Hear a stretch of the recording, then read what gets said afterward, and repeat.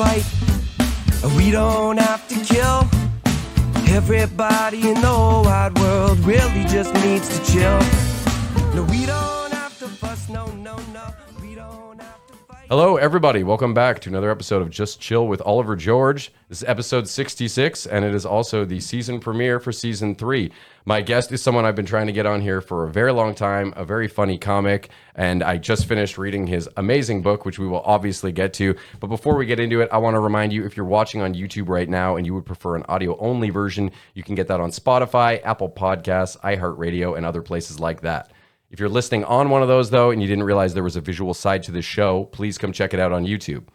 While you're there, if you would subscribe, it really does mean a lot to me. We recently hit 1,000 subscribers, and it really warms my heart. So if you've supported the show in any way, thank you so much. If you want to reach out to me, maybe with a cool guest idea or some general feedback, you can hit me up at justchillpodcasting@gmail.com. While you're there, let me know if you're interested in one of these show logo stickers, and I'll mail you one for free. Now, back to the man of the hour. As I was mentioning, a very funny comedian. You've performed at Just for Laughs on more than one occasion. Massey Hall. You've had an article featured in Vice. You got a successful podcast, and now this book.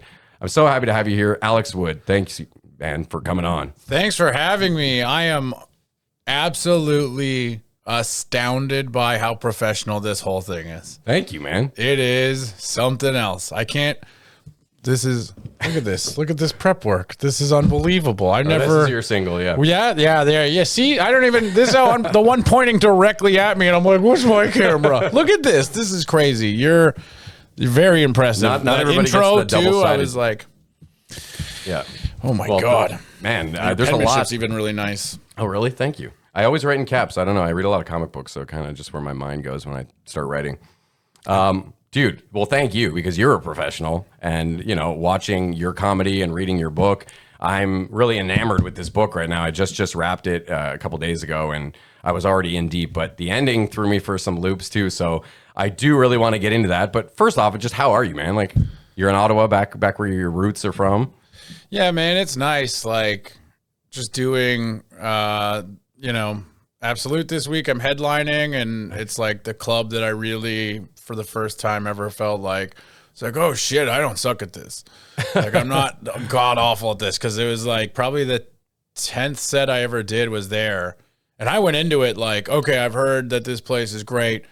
I'm quitting tonight if I don't do really well. High stakes. And then the first two people that night, still, I've never seen anybody have this bad of a set on a Wednesday. Two people like just tanked, and so did the host. And I was like, this is just like every other spot. I'm going to bomb. And then, had so much fun, and it was like, okay, all right. And then I've been chasing that dragon ever since. Instantly hooked. Wow. And well, that's interesting you brought up that you're at Absolute, because you recently parted ways with Yuck Yucks, right? Yeah. Wow. Yeah. I mean, much like Kyle Brownrigg also did the same thing recently, friend of the show. Yeah, well, I left in August. I was with Yuck Yucks for like 10 years. I still have like fond memories of all this shit. I mean, Massey Hall, a lot of the stuff you just mentioned was through them. And I mean, I have always just been like this. Like, Canada is so shitty for comedy. Like, I don't have ill will towards... Oh, no, personally, some comedians, yes, very much so. I don't want to pretend that that's not true. But... like, for like entities or properties, I want them all to do well. I have no like team allegiance, anything. I'm so glad that you're just a fan of comedy. Yeah, I want Yuck to have like 60 locations. I want Absolute to have 60 locations. Amen. Yeah. The rumors, everything, like places I've never played. I get so sad when comedy clubs close in Canada, because I was like, fuck, we don't have a lot. Yeah. Well, you never thought about making the move to the States because of those reasons, or? I have a lot. I'm even, I guess, kind of kicking tires on it again right now. It's just so difficult. I don't understand where the money comes from. I order Uber Eats too much. I'm a fraud. This book of self-restraint is all bullshit. I should have enough money to go there too, but I'm like, wow, I just really have spent that much on takeout over the last saving's hard, man. It's so incremental. You really got to, be disciplined with that. Mm-hmm. Yeah, I should get an app or something where it's like... They got them for everything else, yeah. Exactly. I'm sure there's one out there like, hey, before you like order donuts from McDonald's, who the fuck does that? They suck too. They're not even that good. Well, I like them, and I don't know why. Because they're small, so I'm like, You feel less guilty. Yeah, exactly. Only I'm ate like, six. exactly. You understand. So yeah, that's I'll save once I stop eating McDonald's donuts. I would go to America. A lot of my friends have done well there, and they have fun there. And like I've always wanted to live in New York City, so I feel like I could move there. That's the nice thing about some of the bad shit you were talking about from the book. Trauma has this way of like really lowering your life expectations too. So I was like, if I could just live in New York. Everyone else is like, oh, if I could go to New York and take over the scene there or something. I'm like, if I could not die And for just 5 years Yeah. in New York and live there, not even making any money, if I could be there for 5 years, that would be like the achievement of my life. Like, But you could tell you were passionate about the city when I read the parts about it in the book. Like you were so stoked to be there when you finally got to go. I mean, I don't know how you're not. There's like so few things in life that live up to the hype. I said it's like, for me, it's like The Sopranos, pizza, The Simpsons, and New York City. Ninja Turtles, like Actually, kind of Vegas too. Vegas is also, oh yeah, shit, that's in there too. But yeah, there's fun. But Vegas isn't as much of like a comedy mecca as No, New York but I would was be. surprised how. Now, granted, I have no interest in ever going back unless it was for a fight to watch now. But at the time when I was still like using and drinking, I was like, oh, this place is as great as everybody says it is. I'm sure everyone's having their own like movie in like their little like, oh, it was such a crazy night. We did this, we did this, we did this. Do you think you could have fun sober, or anyone could have fun sober in Vegas though, or is I it? think other people, there's so much to do there. But for me, it was so like, I mean, I literally thought about not going home. I was like, why am I wasting my life trying to get to a place where I'm like, can have like 20 to 40 drinks a day and nothing else. And I was like, oh shit, I didn't realize you could just do that here. Like, Yeah, I guess you could play gambling games at like 4 in the you morning. just buy like 1 case of water and sell each bottle for $2. You're good. You can live off $48 a day. And I could have at the time, I should say. I say you like the royal you. Yeah. I could have lived off $48 a day in Vegas for years. Well, unless something killed you, if you overindulged or something like that. Actually, that's a really good You know point. what I mean? I could see a lot of people ODing in Vegas. It seems like a hot spot for that. So when I don't know what it would be like now, but when I was there, this is before fentanyl, I was trying to grab cocaine off this guy. He's like, I only have weed. By the way, don't get cocaine off of anybody here. And I was like, why? And he's like, street cocaine in Vegas is like half. It's like this. He said it's this air conditioning powder from overseas. So it's this white powder that is like used for air conditioners. I don't know what they do in air conditioners, but and it's like it like has a lot of the similar properties of coke, and like you'll get that numbness if you put it on your gums. Yeah. Just Can't be like good that. for you, though. Oh, and obviously not. Yeah. I mean, I read a stat that like 80% of street coke in North America has at least trace amounts of battery acid. Good Lord. And apparently that like is very important in like one of the production methods anyway. So I've told that to people who were like on the, supply side, and they were like, oh yeah, that makes sense. I was like, what? Oh my God. That's brutal, dude. So anyways, yeah, Vegas coke is like mostly that air conditioning fluid. And then I eventually got cocaine later that night, and I was like, oh shit, he wasn't lying, but I still like it. It's not too bad. It's not that bad. I've heard they cut lots of things with, I mean, I dabbled in some things when I was younger for sure. And one thing was cut with fructose or some sort of white powder that you're like, it's kind of orangey when you got the drips or whatever, you know? It was like, that was a nice little... Do the listeners know who's behind the tech side of this? My dad's never been on camera, I don't think. But they do know it's your dad. Yeah. 'Cause that's awesome. He has that a you were mic just now, like- yeah. You were just like, I used to, I won't say exactly how much heroin I shot into my dick, but Well, he probably wasn't privy to all of the specifications. I'm sure there have been some things I've said on the podcast where you've been like, oh shit, I wasn't aware of that. But they knew in high school I gave them a run for their money for sure with, coming home drunk all the time and smelling like weed all the time. They definitely knew that stuff was up. But I had very brief interactions with harder drugs. I mean, I did lots of shrooms and stuff, but if we're talking cocaine and stuff like that, maybe a couple months when I was 18, and then one really bad experience, and I was like, all right, fuck this is not for me because I'm going to get hooked. I I know I'm going to get sucked into this. It was just, I have an addictive personality to some degree too. So yeah. Yeah, you know the drug Still, is... I keep learning new things. What a great voice and what a perfect choice of words that was. Yeah. It's true though. Like you'll find out like, oh, you remember that Thanksgiving? Yeah, I was on acid or something. You know? That's good shit. Yeah. Well, I don't think I told you that actually, but that was more something that a friend brought up to me, and it was kind of like a weird flashback kind of thing that I knew I had done acid when I was in grade 9 or something. I knew the friend I had done it with, but I had completely like removed it from my memory database for whatever reason. That it was Thanksgiving too? Yeah, he told me like, oh no, we were at this baseball diamond, and then it sort of just started flooding back to me, and he's like, you had this dinner to go to, I think it was Thanksgiving, and then the more details he kind of filled in, the more that everything kind of flooded back as much as I could remember. But this is, I mean, I must have been Dad, this is the 16. coolest shit ever. That's so funny. Acid on... It was probably a half tab or some shit. I was cares? a little That's scared still- amateur, you know. I've never done acid. No way. I tried many times and I got ripped off with like fake pieces of paper and shit like that. You know, people would put like, it was like one guy gave me a decal for a Warhammer guy. I was like, this looks like acid. This is a Bazooka Joe comic. Yeah. Am I supposed to swallow this whole thing?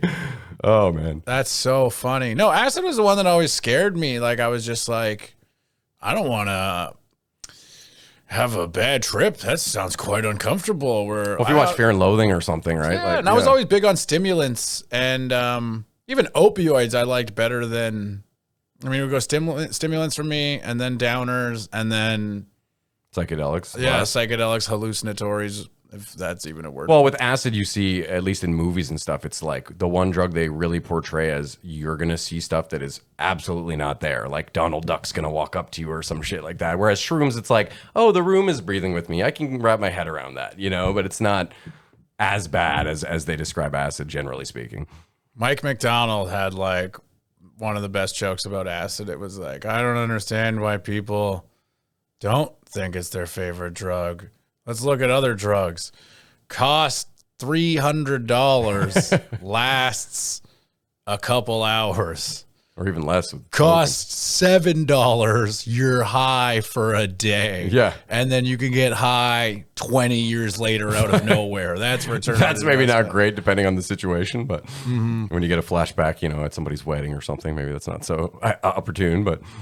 Yeah, hallucinations in general are very uncomfortable, whether auditory or visual. If it's something scary, for sure. Visuals, I never had anything scary. A lot of like, it was more like lights. Fractals. When they would flashback and shit, that was weird. I'd be like at a call center, like totally feeling fine. And then like, oh, Jesus Christ, like just flashing wild ass lights. Damn. Yeah. Like strobing kind of. Yeah. And then like trails from things like out of nowhere. Okay. It was like, Tracers or whatever they call them. Yeah, Yeah, exactly. yeah. Like I really got to chill out on some shit. When you were talking about the nasty stuff they might be cutting coke with, it made me think of a drug that we did in high school. Have you ever done poppers?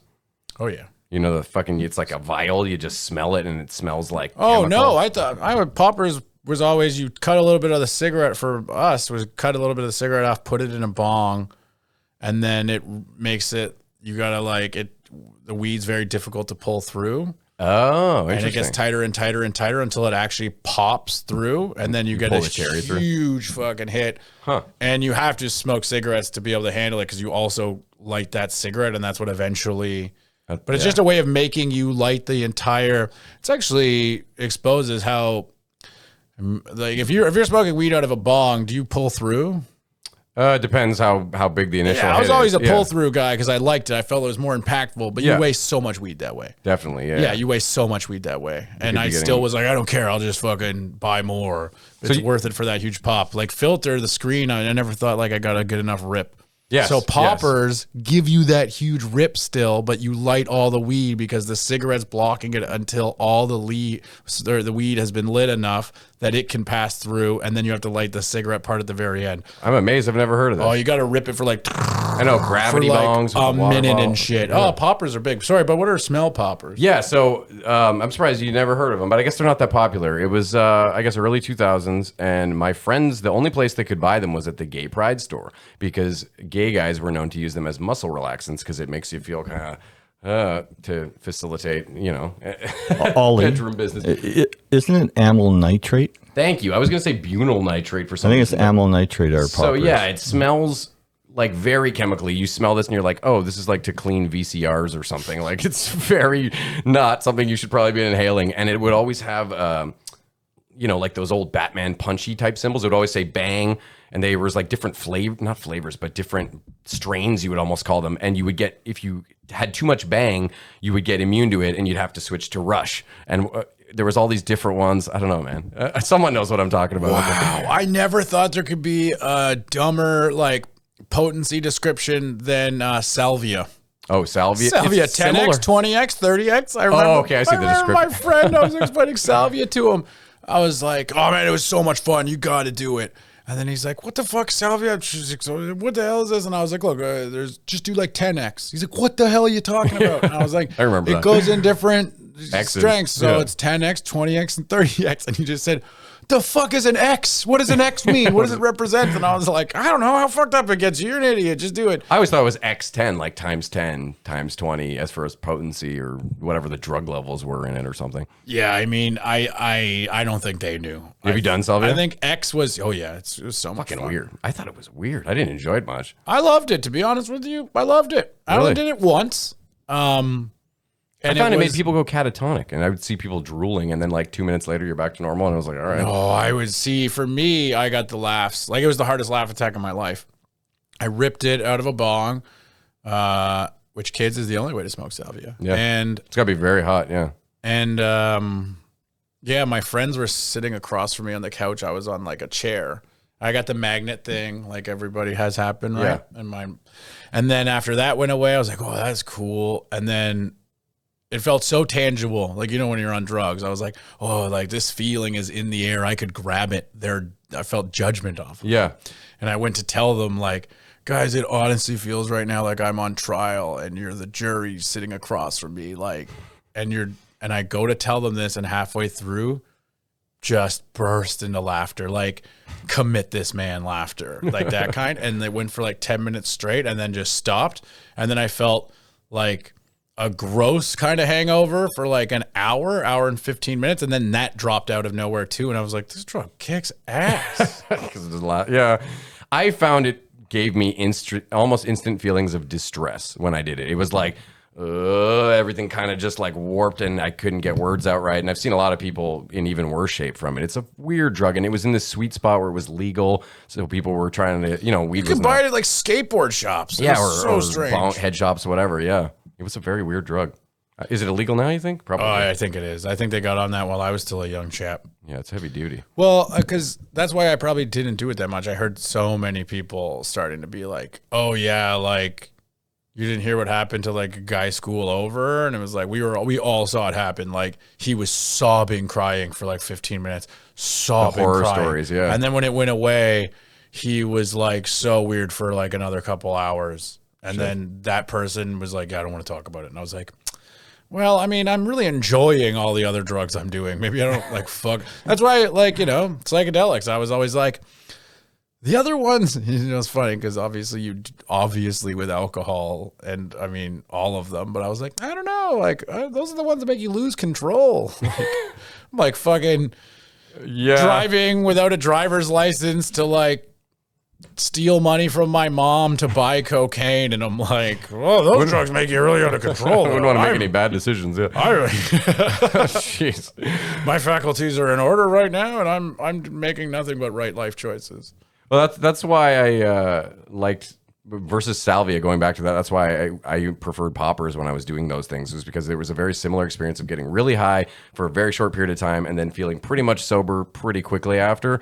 Except the buzz was just better. I just felt like it was pleasure instead of kind of this panicky feeling that I got from salvia. So poppers. I mean, I'm gonna look it up. Yeah. I heard the guy from Sum 41 talking about them once in an interview, and I was like, okay, he knows. That's a very Ajax thing. Or no, where the hell are they from? They're from Ajax. Yeah. You're thinking of Avril was from Napanee. There you go. Yeah, that's a very Ajax move right there. A drug that's like, oh, I'm going to have bang tonight. Oh, are you sure? Maybe we'll try the rush. Kaputs is the one I like, or the fuck. Yeah, man. It's kind of a country bumpkin drug, I would say. And another one would be I had a buddy who was really into doing whippets, nitrous. Yeah, so I mean, I couldn't whippets get are, behind like, that. famous. I couldn't get it. I don't know. Because he would act really weird after he took them, and his voice would go really deep when he took them, and it would be weird. And he'd talk really loud. He would lose his sense of his volume, and we'd be like, dude, like, calm it down, man. And then he'd be fine in a couple minutes, but it wasn't fun for the rest of the people not doing nitrous. You know what I mean? Much like many drugs, I suppose. Yeah, I mean, whippets is one that I was always like, again, hilarious. That I was like, those are beneath me. Well, it seems kind of ghetto. Whippets is very, who the fuck? What kind of trashy. farmer bullshit is this? Yeah, or like a 12-year-old at a party or something like that. But you know what? Like city kids are all about whippets. They love it. Well, So it's easy to get. that's easy how you access. knew. That's how you know. What are they doing in like the heart of downtown? Cool whip. Yeah, I didn't know. If I would have known, like, oh, you're talking about New York. If I'd have seen one person doing whippets in New York City in a movie, I was like, oh, I don't know, I gotta do whippets. That's the New York thing to do. Yeah. Shit, man. Oh, you brought up Mike McDonald, which is kind of a great segue because I wanted to get obviously into your book, but I can't just get into your book because there's so many things that led you to writing this book, like the podcast and the Vice article and stuff. But that all kind of came from comedy, and Mike McDonald was a big part of comedy for you. And I wanted to know really where your roots were. I know you watched Just for Laughs growing up, but what made you want to like try it for yourself, or did you always know you were going to do it? You know? Yeah, like my answer is like nothing like super romantic or easy to trace. Like I always knew, I was like, okay, professional funny person is what I want to be. And it honestly wasn't until I never thought it would be stand up. I was always like, stand up's the hardest one to do. You thought improv or sketch or It's the something? least collaborative. No, like film, TV. Oh, I was okay, like, okay. and I'm a horrible actor, so it's funny that I thought that's where I'd be like, I'm an actor writer. And I was like, that way, if you have multiple chances at being funny, Yes, and I've had the this editor thought before. just helps decide, and there's this collaborative, like, I can be funny, but I need help, and I need to be around other funny people, Yeah. and I'm conversationally or improv, that kind of stuff. But I was like, stand up, they write it. And then that's why at the time, and I still kind of feel this way, it's like there's like 40 good comedians in the whole world, like really good comedians. The best of the best. And yeah. I was like, how do you fucking, and I think it's changed since then. I think there's like probably like 44 now, but I thought you were going to say 400 or there's something. so many people doing it, right? But yeah, I just never thought that would be the avenue. And then I didn't get into film school, and I'm very defeatist. So I was like, well, I guess my fucking dreams are over. I guess I'll never fucking make it in showbiz. And that was another thing that like instantly, like, which is ridiculous. Like, this is not inspiring in any way. It's like, if any, like, that's like not the right attitude to have at all. I was like, I think it was, one film school I applied to, Mel Hoppenheim in Montreal, turned me down. And I was like, that's it. I'm done. I will never. And then that probably contributed to like why I really got into drugs and alcohol that year when I was 18 a little bit. I was like, well, I mean, I'm 18. My dreams are life's dead. over. Yeah. Instead of like, well, why don't you like make a fucking apply to as many as possible. And see who or accepts just go it. start Yeah. making something yourself or whatever. Yeah. Instead, I was like, okay, I'll go to Carleton, and I didn't go very much. And then a friend of mine, Carrie Gates, a friend of a friend, her name's Carrie Gates. She was a total monster. She did Homegrown, Just for Laughs Homegrown, 3 years into comedy, maybe a little more, maybe even a little less, was just like, and my friend Mel is who's still a close friend of mine. She was like, oh, my friend actually does stand up now. She just mentioned it. And that was it. I was like, oh shit, I thought these people are like grown in a lab, like Winter Soldier and stuff. Inaccessible to get in that. Yeah. Not inaccessible, more like I just thought like they were like stand-ups, right? I was like, well, there's 40 good ones. And then the ones underneath that are also like mind-numbingly funny to be able to do it as. Yeah. And then to just hear like, no, this is just somebody who works at fucking Wild Wing with your friend. And this is their Thursday Just night. conceptualized it to me like, oh my God, so people do this, kind of thing. And then I went to see a show. I went to Yuck's Wednesday amateur night because they make you go to an amateur show talent before showcase you or whatever. sign up. Yeah. which at the time you think is like, oh, so you know you're getting into, but now you realize like, oh no, they need that fucking $6 for. Going to shows is definitely the best way to make No, yourself. it is a good idea, and I was just joking. But Because you'll see people who are just not that great, and you're like, well, I could that's do exactly that what's well it. at least. And that's Yeah. exactly the next part of the story. Then I went to that amateur night, and I was like, I'm gonna fucking take over. And then, oh no, it's hard. So what age would you have been when you finally dabbled? 18. Oh yeah, you said that. Sorry. Yeah. Okay. No, it's okay. Yeah. Where does that intersect with your substance issues starting to get out of control? Around the same age, or? Oh yeah, like I wish that I could say like I did cocaine before so many things. It's wild. I did cocaine before I had sex, before I did comedy, I was 17. Now I'm born in December, so it's a little but yeah, Same it was here. first year Same at here. Carleton, so it was like I still remember and it's funny because that's just the way drugs are. Like I can talk pretty freely about cocaine without getting like triggered to use. But when I talk about the first time, like it's fucking brutal. Oh, it's like there's a romance. It was there. incredible. Yeah. It really was. So anyways, Well, don't talk about it if it's going to be like brutal, you know? well, whatever. I got to sometimes. What are you doing after this, by the way? Do you know anyone? Well, sorry. So yeah, no, I did it at my buddy's house and it was November. So I was like, technically 17, but Okay. So it was a month before my 18th birthday. And then It's a good time to do it. If you get arrested, you're like, hey, I'm not 18 yet. I never even consider that. That's genius. Now I feel like I just wrote a time cop movie in my head. He goes back in time so he can always do cocaine. Starts at 13 or something instead, yeah. That's great. Oh, man. Just killing science. So wait, the fairs. first time you did comedy, you were high? Off weed. Okay, Actually, I think the first time I probably was like, I didn't like stone cold sober. Like, there's residue left from like smoking weed earlier that day, probably. Yeah, but you weren't like fresh But didn't off even have a joint. drink. I was like, I was so nervous that first time. Like that whole day, it was like, I was crazy nervous. Like it was even that whole first year, was brutal for each show. And then I talked about that set at Absolute, and then I started doing really well there. And then that gave me confidence. I started doing well at other rooms. So like by my 10th set, I felt like I started doing well. But even that second year, because that was Ottawa at the time, first year doing comedy, I did 10 sets. Like you could do 10 sets in a month now if you start in Ottawa, and 10 in a week if you start in Toronto. This would have been like 2005. Five. Okay. And then, it was like the next year, still so nervous before every set, even though I was now doing well and had confidence. It was like a whole body experience that I was like, okay, I either have to learn to stop getting this nervous or quit. Because now I'm still this nervous and I'm doing well. So it's like, does this ever go away? And then I think I don't know, maybe. Did it ever go? Because I've had people on here who are established comedians who said they still feel like that every time they go up, Not that kind of like petrified nervous, but I know a lot of people relate to this now. Like I feel nervous when I don't feel nervous now. Like tonight was a little bit of that. Like Ben McKay like really ripped it up, and I was like, oh yeah, okay, so they're rippable tonight, which means like I have to go do that now. Yeah. And then that got me that little like, oh. Well, And- it's so easy if you have any kind of anxiety or OCD like me to just start playing out those scenarios in your head of like, what if I just forget? Oh shit, did I just forget now? What's my jokes again? And then you just spiral out, Oh, I never have a good set when I'm poring over the first thing I'm going to say. And sometimes for the bigger sets, like tapings or contests, whatever it is, you'll go in your head for a joke you've told a million times. Yeah. Like, okay, so I have a lazy eye. And I also played hockey. I'm like, why are you rehearsing this joke in your head right now when you know it front to back, inside out? Totally, And then I go on stage when I'm doing that for a joke I know rock solid, and I'll be like, yeah, so I have a goalie for my eyes. Oh shit, and then it's like, what is this stammering around, bullshit? yeah.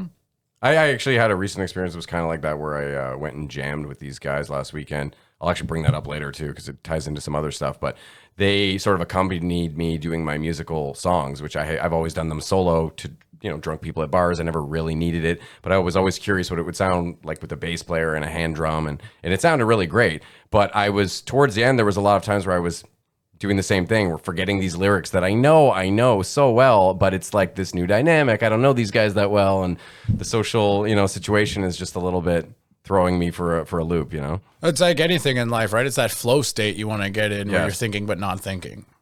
Well, so when did your substance issues start to, or did they ever start to become a real problem in comedy for you? Oh yeah. I mean, That story we talked about before. no, the it's podcast okay. Like being one of them. primarily I don't know. Cause it's this dangerous thing where you don't want to like hang all of your problems on the substance abuse issues for a variety of reasons. You don't want to do that. But yeah, no, for sure. It affected me the most. And like, there's a lot of people that didn't see me as professional and you only make a first impression once. Like that's very true in comedy. Yeah. I mean, it's funny because a lot of people, I guess, didn't know, but like, I mean, yeah, no, my substance abuse issues really fucked me up for sure in comedy and in like my life. I mean, I lived in my mom's basement till I was 25. There's still times I look back like, I left a lot of potential on the table. Like I got homegrown when I was 22. Like that's a pretty like significant industry push. I was like less than 4 years into comedy. I really so you think pissed you could away have that done- opportunity. Yeah, I but mean, that's not a way to live, though. You know what I mean? Like well, no, I know. I ruining the day. but I mean, I'm honest too. It's like, yeah, I when people are like, I have no regrets. I'm like, fuck you. That's so healthy. If you're telling the truth, fuck you, and you're probably not. So fuck you. Yeah, yeah. But I for sure like sometimes ruminate it. But then again, like you said, you're right but I do have to remind myself of that when I am like going through it because regrets are this weird fucking thing where like if you don't click back in, like you'll keep fucking up by just being too like fixated on how you previously fucked up. Yeah. You got to be able to like let it go. That's something But if you never reflect, then you don't get those opportunities for growth as well. So there's a balance there. For sure. Yeah, of course. But yeah, no, my substance abuse issues for sure limited me in comedy in a variety of ways. I mean, It must be, I was thinking though, when reading your book, that it must be kind of hard to navigate when you are having, like, there's a story you tell when you're going to do Just for Laughs and you're like super fucking hungover, you didn't sleep barely at all, and you're thinking you're going to fucking do terrible, and you end up slaying. So how does that play into your mental narrative when you're like, oh, I should probably stop this is going to fuck me up, and then lo and behold, you do well on stage, and you're like, oh, maybe I can make this work, you know? It Yes. must be seductive. somebody asked me, that's a good word to say it. Like somebody asked me in Vancouver at like this it's Vancouver's Writers Fest, and I was doing a reading in like live podcast with Charlie Demers, and they did a Q&A at the end, and this lady asked me, and it's like the best question I've been asked by like journalists or anybody, and she was just like an audience member at this thing. She was like, what do you think about like people who say that like substance abuse fuels creativity? Like, do you think that's true? Do you think there's, and it's like, I think it is true, but there's other things you can do to mimic the feelings or whatever you're getting from that. Yeah. So it's like a lot of people I know think that like, oh, but like I have to be like a fucked up mess to be able to be good at comedy. And I for sure feel that too. I don't know like any comedian that's not at their best when they're not going through some kind of turmoil. Yeah.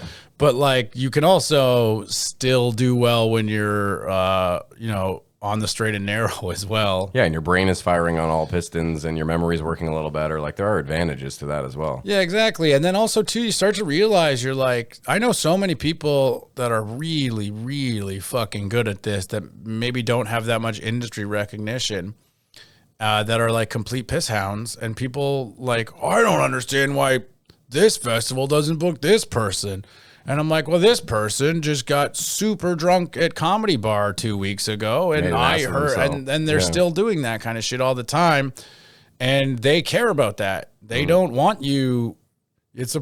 We forget like this is supposed to be professional because we all probably started it to like not be professional. You know what I mean? Well, it's the one. I mean, granted, I'm not like a touring professional comedian, but I can only imagine it's the one job where you at times feel like you're not doing a job. Like, you know what I mean? It's more comfortable. 100%. Like you get to swear, you get to fucking be yourself in a lot of ways that other people can't in their professions. You know, there's definitely an appeal to that, and I can see how that's, you know, something that's really enthralling for a lot of people. Yeah, they give you free drinks at like all the shows, and People come up and tell you how awesome you were after. and then buy Sometimes you chicks a give you their drink and number. shit. Yeah, like it's that stuff. Like you start to think you can like normalize so many things that aren't normal. Yeah. Because you're like, oh, it's part of the job. It's like, no, it's not. Like I know the East Coast run used to be like the comedians would all complain about it. Like, they're like, oh, I can't fucking make money on the East Coast run. And then I was like, I mean, we get like more than we get in Toronto when we're at home, and they cover our flights and hotel. Yeah, that's pretty sweet. Why can't you make money out there? Yeah. Well, like I fucking bombed every night and I eat takeout every night, even though like they put us up in condos where we could cook our food. And it's like, That's so Yeah, that's a choice you're making. yeah, this isn't a vacation where you're on the road for work. Well, recently I mentioned to you that this interview lined up really well because I was already planning on trying not to drink during November.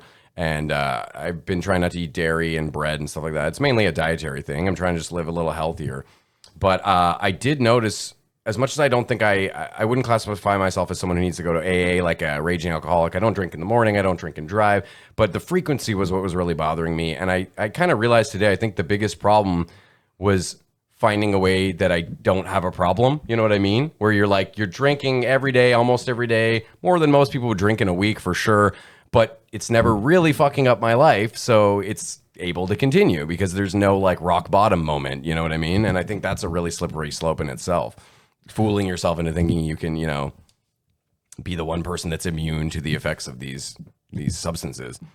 Well, Dad, do you want to tell him or should I? This is an ambush intervention, actually. This isn't a podcast. We haven't been recording a damn thing. That's the functional alcoholic. they call Yeah, it. I suppose. But I mean, I don't go to work drunk. Like I'm pretty in check. But if it's end of the night and someone's like, hey, you want to get drunk and play some board games or something? It's very, very hard to say no to that. So here's something that they really don't tell you about like AA and meetings and stuff like that. A lot of the people, I don't want to say like a lot like it's a majority, but there's a lot of people that go there more than like an insignificant amount, let's say, that and I know how this sounds like when I fucking hate when people do this with addiction and stuff, because I welcome these people too, where it's like you drink like 3 nights a week, one of those nights kind of to excess. Okay, welcome in. We're all trying to quit something. It doesn't matter. Do you know what I mean? If it's a problem for that person, then There's people I know that like got off heroin, like straight shooting heroin.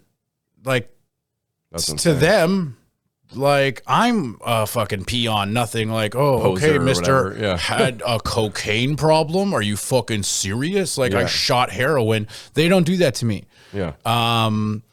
And that's where it's like, if you've decided you have a problem, fuck everybody else. Do you know what I mean? So it's Yeah. like, and then just for me, I've always said, I know that I like, I'm just a fucking brutal addict because all of these things like a sober October, or I know a wretched alcoholic who's actually now sober, but he's always been a wretched alcoholic. But he told me, he's like, yeah, I actually took a whole year off when I was like 32. And it stunned me. I was like, you did? And he goes, yeah. Like, I just wanted to see if I could. And I was like, I wanted to quit every single Monday. Like, I was like, Yeah, that I've had that before. every Monday. I was like, I got no drinks this week. None. Not even one. It's a clean slate. And it'd be Monday night at the Ossington. It's like, oh, right. Even though it's been only 7 days, I forgot that tall cans are $4 on Mondays. And I was like, so I can't afford not to drink. Yeah. And now I'm but just Monday. And then I'll start, and then, Campbell asked me to do, propane. That's Tuesday. Well, I got to drink if I'm going to Comedy Bar and doing propane and hang out with the boys and everything like that. And then it's like, oh yeah, Wednesday, right, is spirits. Like Me, it's always the summertime. It's always fucking barbecues and birthday parties and pool parties. And, hey, you want a drink, man? You want a drink? Everybody's always trying to, get you liquored up in the nice weather, I find. Yeah, I mean, that's another thing that would make me feel like a through and through addict is everybody would talk about the summer like it's this. I'm like, you got to catch up. I've been drunk all winter. Like, and I loved winter the most for drinking, actually, because I felt like, I was like, yeah, the bars aren't cluttered. You can actually fucking catch a cab at the end of Keeps the you night. warm. This is the people who actually fucking want to drink. I'm Yeah, not yeah. here to do anything but drink and be drunk. Not the hot girl summer type people who are just, Don't get me wrong, that part of it's fun too, but it always kind of annoyed me because I was like, I'm not here for this. Well, it's like when someone's like, oh, I can just have a cigarette when I'm drinking. And you're like, fuck you. If you're someone who quit smoking like I am, I used to find those people so annoying because it's just, it's envious, of course, is what fuels it. But Yeah, I would feel the same way with alcohol too. If someone's just, oh yeah, I'll just have one drink. Like, well, usually when I have one, I definitely want to have at least two. You know, And they're enjoying that cigarette more than you are. You're like, you're yeah, actually because it's liking free of it. consequence. You know, No, I mean physically liking it more. I mean that's anything in life. If you deprive yourself of it, you're going to be enjoying True. it more than you know what I mean. yeah. If you overindulge, then things become kind of Exactly. benign. Yeah. And then you're going at the feelings, not the actual like act or taste or whatever it is. Well, speaking of all this and me trying to live the healthy life, from Monday to Friday last week, no bread, no dairy, no alcohol. So that was a real nice like refresher. Friday came along after working overnight at the hospital. I was low willpower. It was pizza night with the kids. I drank, had pizza. Like I had like 4, 5 beers at the most. It wasn't insane for a Friday night, but I felt very disappointed in myself, and I felt like somehow you were disappointed in me because I'm reading your book and it was very like, helpful for keeping me strong during that week and like, let's do the sober thing. And then somehow I felt like when I had that beer, like you were out there like, and then you showed that picture of your busted ankle and I'm like, now he's not going to be able to come on the podcast. It's fucking karma. That's so funny. It's crazy, man. That's how my brain works too. And I'm such a sadist. I'm like, fuck, I kind of wish I pulled off now just so that would have happened in your brain. You'd be like, now I have to. I'm like, maybe I'd fucking save this guy's life. Maybe he'd be sober forever. Yeah, I mean, I don't know. Well, sorry, the long-winded point I was going to get to was that the next day was when I felt a little shitter because that was the day I went to jam with these guys and I had felt bad about drinking the night before. And of course they had a case of beer. It's a good social lubricant, jamming with these guys, playing some music. I cracked. And then I ended up buying more beers that night. And that was it. That's ever since then, I'm back on track. Sunday to what are we today? Tuesday. So not that impressive, but one day at a time. Still, I'm feeling healthier. So no, that's super impressive, man. Like anytime somebody's like stacking them all at the same time, I'm like, dear God. Yeah, I tried not to overdo it. Those were the only 3. I was like, all right. And it's been hard with the food. It's been harder than the beer almost. Yeah, because I know. no cheese, no bread. It's not that I only need to eat those things. And I have been enjoying like broadening my palate with eating more vegetables and all this other shit. But sometimes you just want fucking grilled cheese or something, And I've been really, really strict about it. So, now I'm thinking I'll probably end up drinking every Friday this month and just working for the weekend lover boy style, But Yeah, that's a good idea. it's reasonable middle ground, I think. I'm trying not to beat the shit out of myself. And luckily your book kind of came full circle in the end in that we'll get to it more, but it was showing that you're still a work in progress. You had relapses with certain things since, and that kind of made me feel like, okay, we're all human. Like Alex isn't going to judge me for my failed attempt here. Imagine if like the book ended with me being like, so now you're reading a book by a guy who's 4 years off of all of these things plus an additional few years of hard drugs and alcohol. Like people would be like, 1, I don't believe you. 2, where are the bodies? You're for sure eating people's faces at night. There's no way. You know what I mean? Like sugar alone, it's like, how can you quit that forever? Yeah. And honestly, and not to like dissuade anyone who wants to try it, but and have a meaningful, fulfilling life with a 0 added sugar forever. I'm like, that's for the fucking birds. A lot of the stuff that you swore off some of them were things I wasn't expecting, and a lot of them it was interesting to see the results. That's what I loved about this book and your podcast, I suppose, as well, which I'm looking forward to getting more into. Is it's kind of like a science experiment where you're using yourself as this guinea pig and reporting the results for all of your listeners or readers, to follow along with. So, well, to be honest with you too, like it's so this is the thing with being an addict. It's like such a paradox all the time where it's like you have to know when to be good to yourself and you don't have to know when to be hard on yourself. So like for an example of that, I'm like, well, you got to be good to yourself after you've relapsed, but also not so good to yourself. You're like, it's okay that I'm doing coke again. Like, no, so good that you don't beat yourself up into doing coke, but also not just like, no, we're doing great. yeah. So we're going to keep doing coke. Yeah. You have to walk that middle ground. And it's like that with, like moderation too. It's all like this, like the advice is so counterintuitive sometimes and you really got to like just figure it out for yourself. So, okay, this is one of the things about the book, which relates to your whole life, but I was a little weary going into this because I didn't know how much I wanted to talk about, because I want people to go read your book. And some of it's kind of spoiler heavy in that sense, that there are some pretty big things in here that I would like to leave for readers. So, but I do want to give them a feel for the book as well. So let's talk about when did substance abuse start to become such a problem that you made that move? I'm gonna try and get off this shit, for real. After events like what we talked about before the podcast, where you did Eric Leclerc told us on the show how he watched you once vomit into and fill up an entire pitcher with your vomit on stage, only to then finish your set and apparently crush. So yeah, that's in the book, and it also it overflows over the past of the cup and then into and eventually into a garbage can too. The fact you could still get people to laugh with you after that and not just be revolted. And they were quiet the whole time. It wasn't like they were laughing while I was puking. They were it was stone cold silent in the room. And that place. It was 200 sold out people crammed in watching me puke on this tiny stage. And they're like, what kind of art show is this? They were... So when did you really decide I'm going to fucking reel it in? And then yeah, it's so funny because that story is I was 22 and I'm like, a mere 7 years later is when I realized I had a problem. Yeah, I was 29 and I had pancreatitis twice in the same year. So pancreatitis is an inflammation of your pancreas that you get from primarily too much drinking, but they also think it's linked to smoking and fatty kind of deep fried foods and shit. Unhealthy lifestyle shit. So basically, I'm like, well, that's my entire life is those three things. So you were not surprised when you found out the diagnosis? No, I still was, because I was like, doesn't this shit happen to people when they're older too? Yeah, you were young. That's true. And then so I got it the first time. Doctor was like, yo, this isn't nothing to fuck around with. I was like, no, yeah, doctors always say that about alcohol and shit, right? So I took a month off, which is the longest I'd ever gone. I did antibiotics. And I was like, oh yeah, it feels better almost right away. I'm on track. Yeah, I mean, it pretty much very quickly came back after that month. I was I got a staph infection, and then that was they gave me opioids for it. And I was so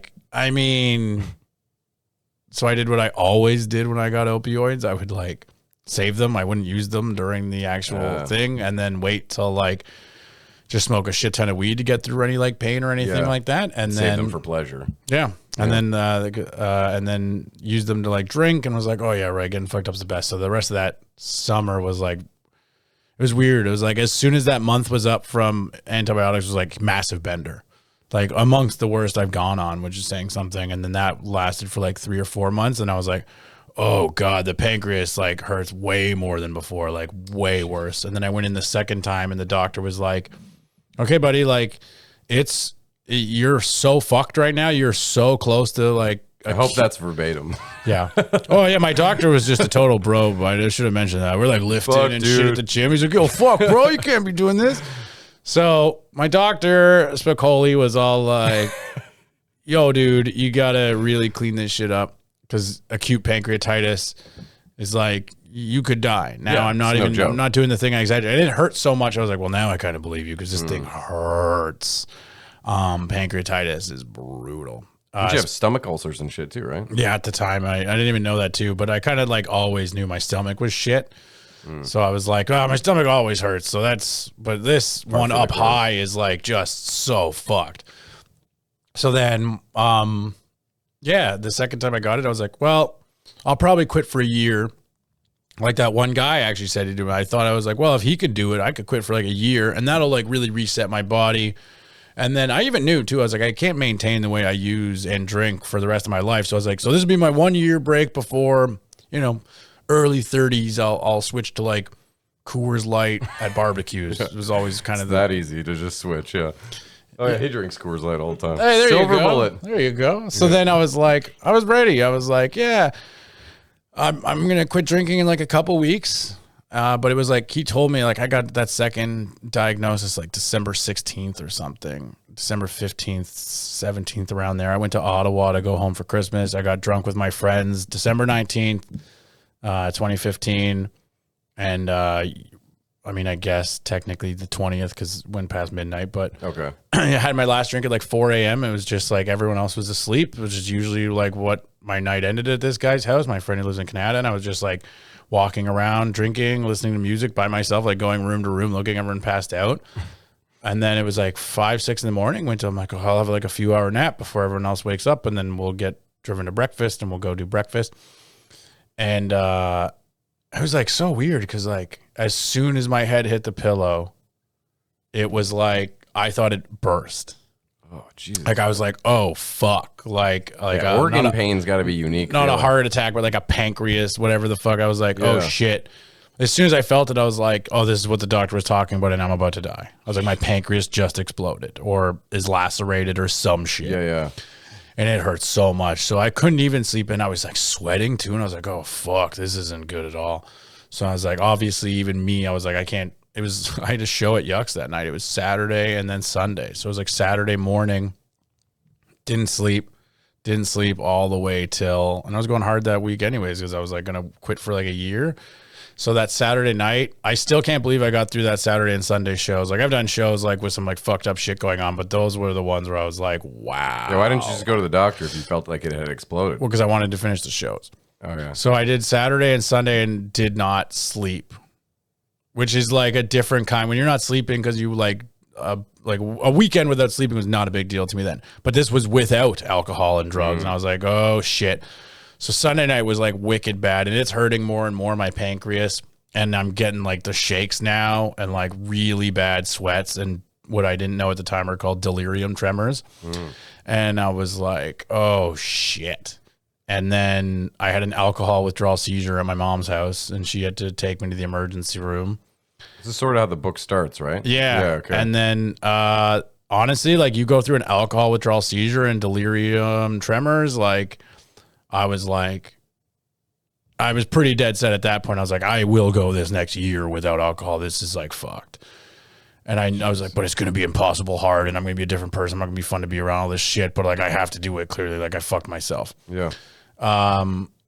And then, yeah, like I just didn't want to go through that experience again. It was so bad. Like it's really... Well, I've seen you throw like throwback pictures you put up sometimes, and let's just say you look like the picture of health now compared to some of those bloated versions of you I've seen. Yeah, it's trippy to look back on those. Actually, I'm like, fuck, man, that's like You look like greasy in a lot of pictures. I do. I look greasy. Not to be mean or anything, but you look like you're in better place. You know, it's I can still get pretty greased up. So yeah, I just was like, okay, I'll take that year, and then honestly, it was just like pretty instantaneously. When does that switch into I'm going to write this article now about that's this? years later. Years later. This is like, so January 2016 was like, I like embraced, it's called the pink cloud.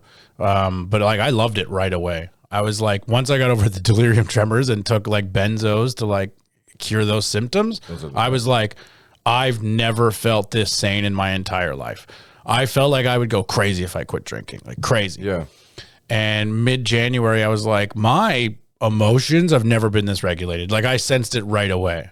You just felt fantastic. I was like, I've never been like this, like not stressed out. And I thought my stress levels would go in the complete opposite direction. Well, it's because when you first try to quit the first couple of days, even I get that with my limited amount of drinking. I have a sensitive disposition and chemistry, I suppose. And when I quit drinking after heavily drinking a bunch of nights in a row, I get pretty shitty withdrawal and I can't sleep, insomnia. So it's right to assume that that's what's going to happen. You would be right to think that, you know? Mm-hmm. But you go past that wall and then you get to the glory zone or the pink cloud, as you describe it. Every time you say something like that, you're like, when I go hard, man, I still get withdrawal for like a couple days. I'm like, Dad, are we taking notes over here, Dad? Little red flags. I can't do anything, but some of it's linked to my anxiety, my OCD. No, I'm just fucking around. I spiral out, I think, pretty easily when I'm in those states because of pre-existing mental, conditions, whatever you want to call it. No, I know, and like everyone's so like. Don't get me wrong. There's times also too where I was like, oh, I've never felt crazier down the line, but like right away, I was like, wow, this is shocking. It was just the complete opposite of what I ever thought stopping drinking would be like, because especially that month I went off earlier, the first time I had pancreatitis, which at that time was only like 6, 7, 8 months earlier. I was like, I had an end goal. Yeah. Right. I was like, oh, I'm going to fucking smoke an ounce a week again of weed. Yeah. And eat like takeout every night. Cause like I'm getting through this like month without drinking. And then this time I was like, yo, this is going to have to be your life. Right. So like I didn't have that end thing to like also keep me. And also too, I was probably like super sane that month and thinking, well, it's because I know I get to drink again. Like, no, this is because you're just not drinking. Yeah. So then anyways, yeah, that year was like when I originally decided, I was like, oh man, and I'll quit all this other shit. Cause like you said, I had ulcers, which I didn't know at the time. So then I go in for, now this was, Ottawa emergency rooms where I had all the alcohol withdrawal seizure, and they give me the benzos and stuff. My mom was with me. Then I moved back to Toronto, I go back to Toronto after Christmas. And then in Toronto, they're like, my family doctor is like, okay, let's like check out your stomach with a camera to make sure this pancreas isn't like fucking lacerated, and we got to check out a bunch of other shit. And they were like, yeah, your pancreas is crazy inflamed. That's fucked. Watch it, like we said. But yeah, you're lucky it's still in like one piece, literally. Yeah. And they're like, but you have stomach ulcers. I was like, oh yeah. And they're like, and bad ones. So I was like, oh, okay. What do we do about that? And they're like, you just cut out coffee, dairy, red meat. They're going to say cut out the cigarettes. ulcers. Yeah, cut out ulcers. Cut out a hole. Well, I didn't know if it was like a surgery required. No, you're smarter than me. I shouldn't ever be condescending towards you. No. God. It won't stop me from doing it a couple more times. Oh, please. It's comedy, and you seem like a smart dude yourself. So. No, it's just the glasses, believe me. I got it's the glasses and I dress like fucking Steve Jobs. It's all, it's all a grand act. That. So, yeah, I got the ulcers, and they told me I had to quit all that shit, and I was like, pretty right away, like, oh, I'm going to go jump into the harbor. I'm going to drown myself. This is fucked. And then got home and kind of just realized, like, okay, you thought this was alcohol. Like, let's give it a shot. And then the next day felt like super confident, like, okay, I could do this. And, you know, I mean, I'll probably get in like good shape. So I was like, this is all like beginning of January, right? And then I went to a boxing class, and it was like, and I'd been to a couple, but never like really in earnest, and just loved it, even though I puked, and was like, okay, like very clearly that's when like it was like, you know, stones moving into place to like fucking like a wall opening up, like, oh shit. Like I was like, okay, yeah, this is like the path for me. And then I was much like the way I used, I was like, oh, don't do anything small though. Like if I'm quitting all this shit in a year, I was like, I'll write a book about it. Like, do you have any formal training writing long form prose or even experience doing it? No, but I'll write a fucking book. And then like so freshly sober too. What a crazy idea. And yeah, it did not work. Not that crazy. Oh, this is the fail one. Okay, this is in 2016. Literally but that's the nothing I wrote that year. No, you're right. It is important stuff. It's the kindling for what would become this fire here, you know. Well, I would say it was more like there's like cow dung underneath the kindling of like it was.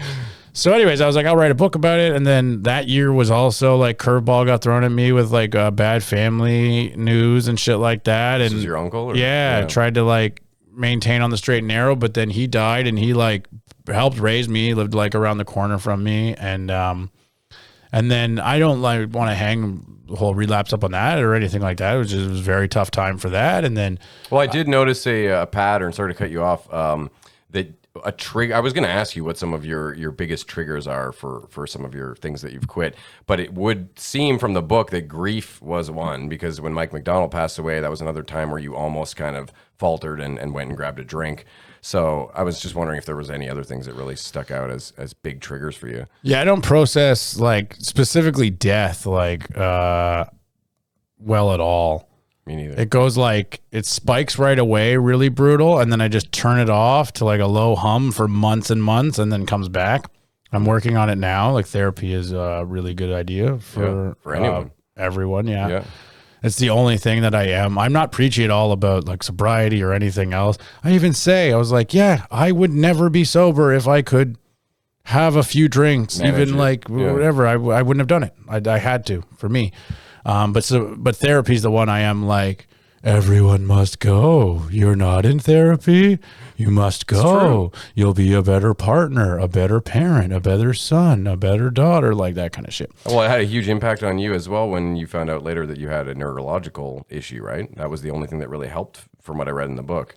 Yeah. So, sorry to jump ahead there. But no, it's okay. Yeah. Well, I mean, yeah, we don't want to go through like the whole like beats of what the book is. Maybe either. Yeah, you can. No, I meant like along the whole way. No. Yeah, and then eventually like for a variety of reasons, but one very predominantly, I was diagnosed with what's called functional neurological disorder, and it's like, as I say in the book, and this is the way it was explained to me the day I got diagnosed, like the hardware of your brain is fine. It's the software. The signals, for whatever reason, are fucked. That's all my doctors talk to me like. They didn't know why? It was genetic or? No.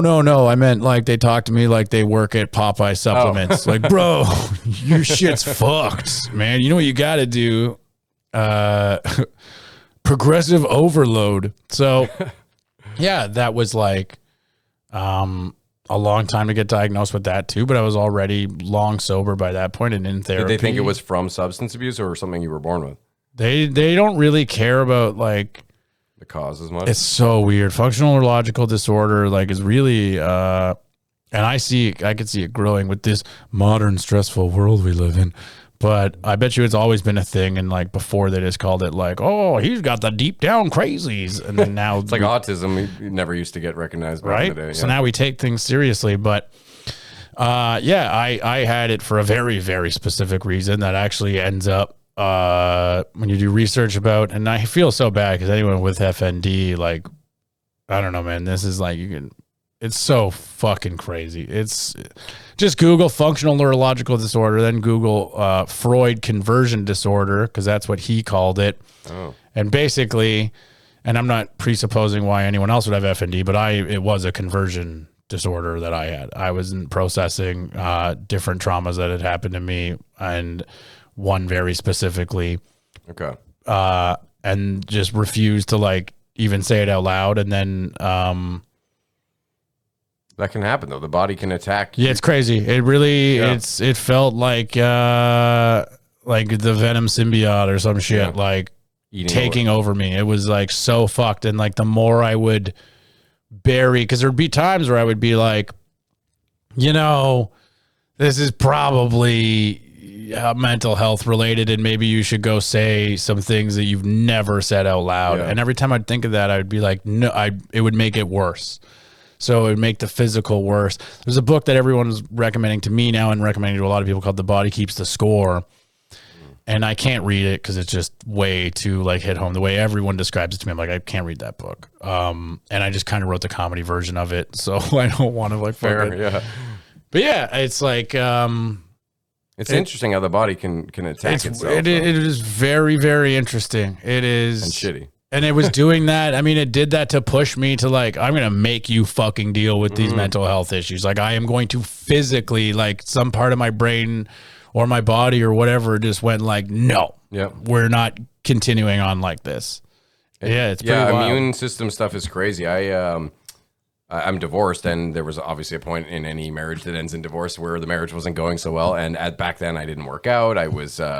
I had quit smoking cigarettes and all that, but I wasn't a really healthy person. And I ended up having to shave my head for like 3 years because I got alopecia and I had like random chunks of my hair were falling out and stuff.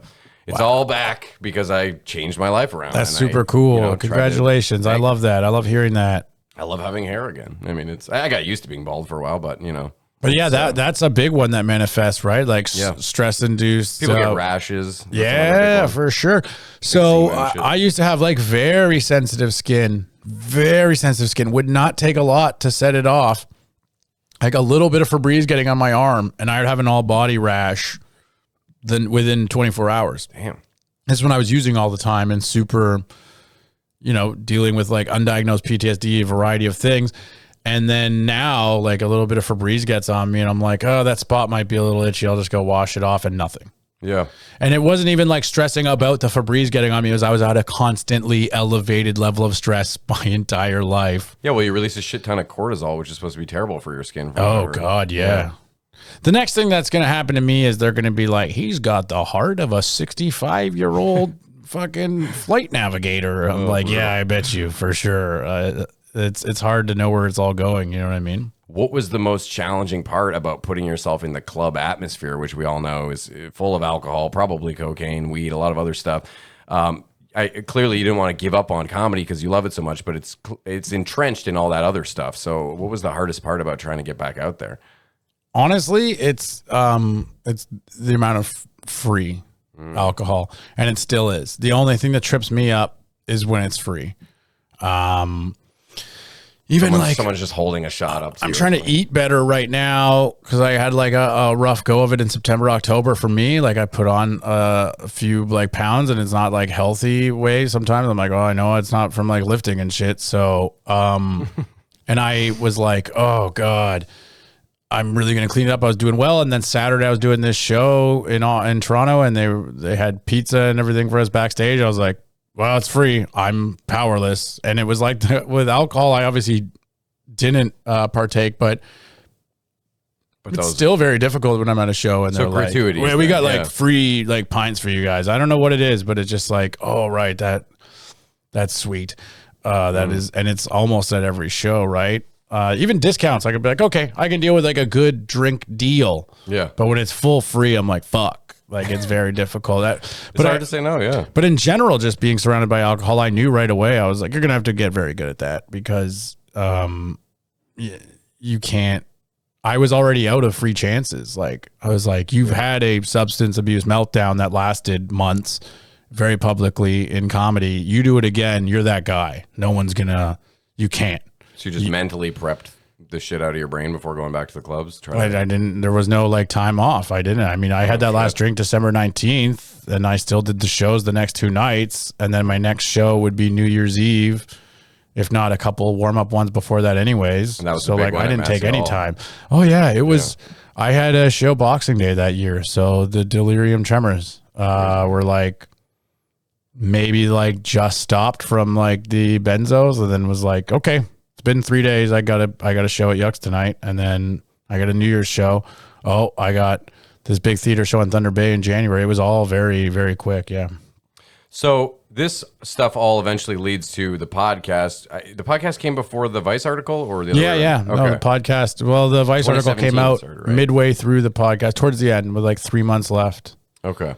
And that, I mean, blows up. The podcast got a lot of great reception from people. You helped a lot of people who were struggling on their own, it sounds like, and got a lot of positive listener feedback. But then Vice picks up your article later. You end up going on NBC Today with, what's her name, Kelly? Megan Kelly. Super Santa right-wing. is white. Yeah. Megan Kelly, the fucking Barbie of Fox News, the original Barbie of Fox News. But you must have started to go, okay, that's when you started getting the inklings to write this, I would think, when the theme was working so well for you. Honestly, I'm such like a fucking lucky bastard. I wrote the Vice article, and the first draft was so shit. Like, I have a very natural inclination to be lazy, and like, oh, bare minimum, here it is. I handed in a draft. They were like, 1 paragraph of this is good. The rest is shit, dude. And like, it's when an adult publication like Vice tells that to you, like, they didn't say this outright, but I could tell, like, oh, I handed in another shitty draft. They're like, sorry, buddy, this is a great idea for an article, but you suck. And I knew, too, when I even handed the first one in, I was like, this sucks. And I still did it. I was like, who cares? The podcast is almost done. I got everything I wanted out of it. Blah, just get me in. And then Vice was like, we don't just get you in because you want. I'm like, okay, I'll try. So I wrote that article, and then it came out, and a guy that I met, a great comedian who had his own imprint at a publisher and had published like 6 books himself, had 6 books published. Charlie Demers read the Vice article. We were like a buddy kind of like through comedy. We had like 1 meal together at the Just for Laughs in the book from 2009. And he was like, he messaged me outright. He's like, man, I loved your Vice article. You ever thought about writing a book? And I was like, God damn. I was like, this is now full circle. Cause like originally that's what it was going to start as.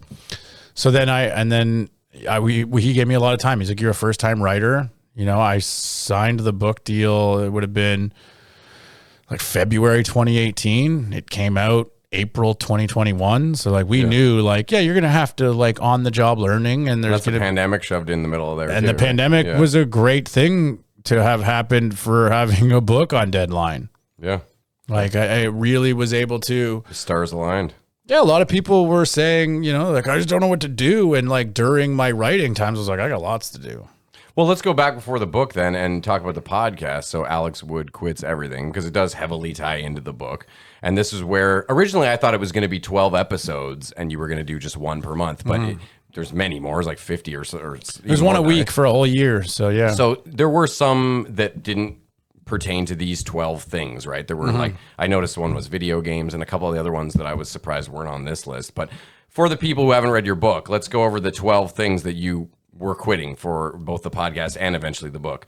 Cocaine, alcohol, weed, caffeine, nail biting, cigarettes, red meat, dairy, porn, credit cards, gossip, sugar, social media, and smartphones. Yeah. So it would be quite an undertaking.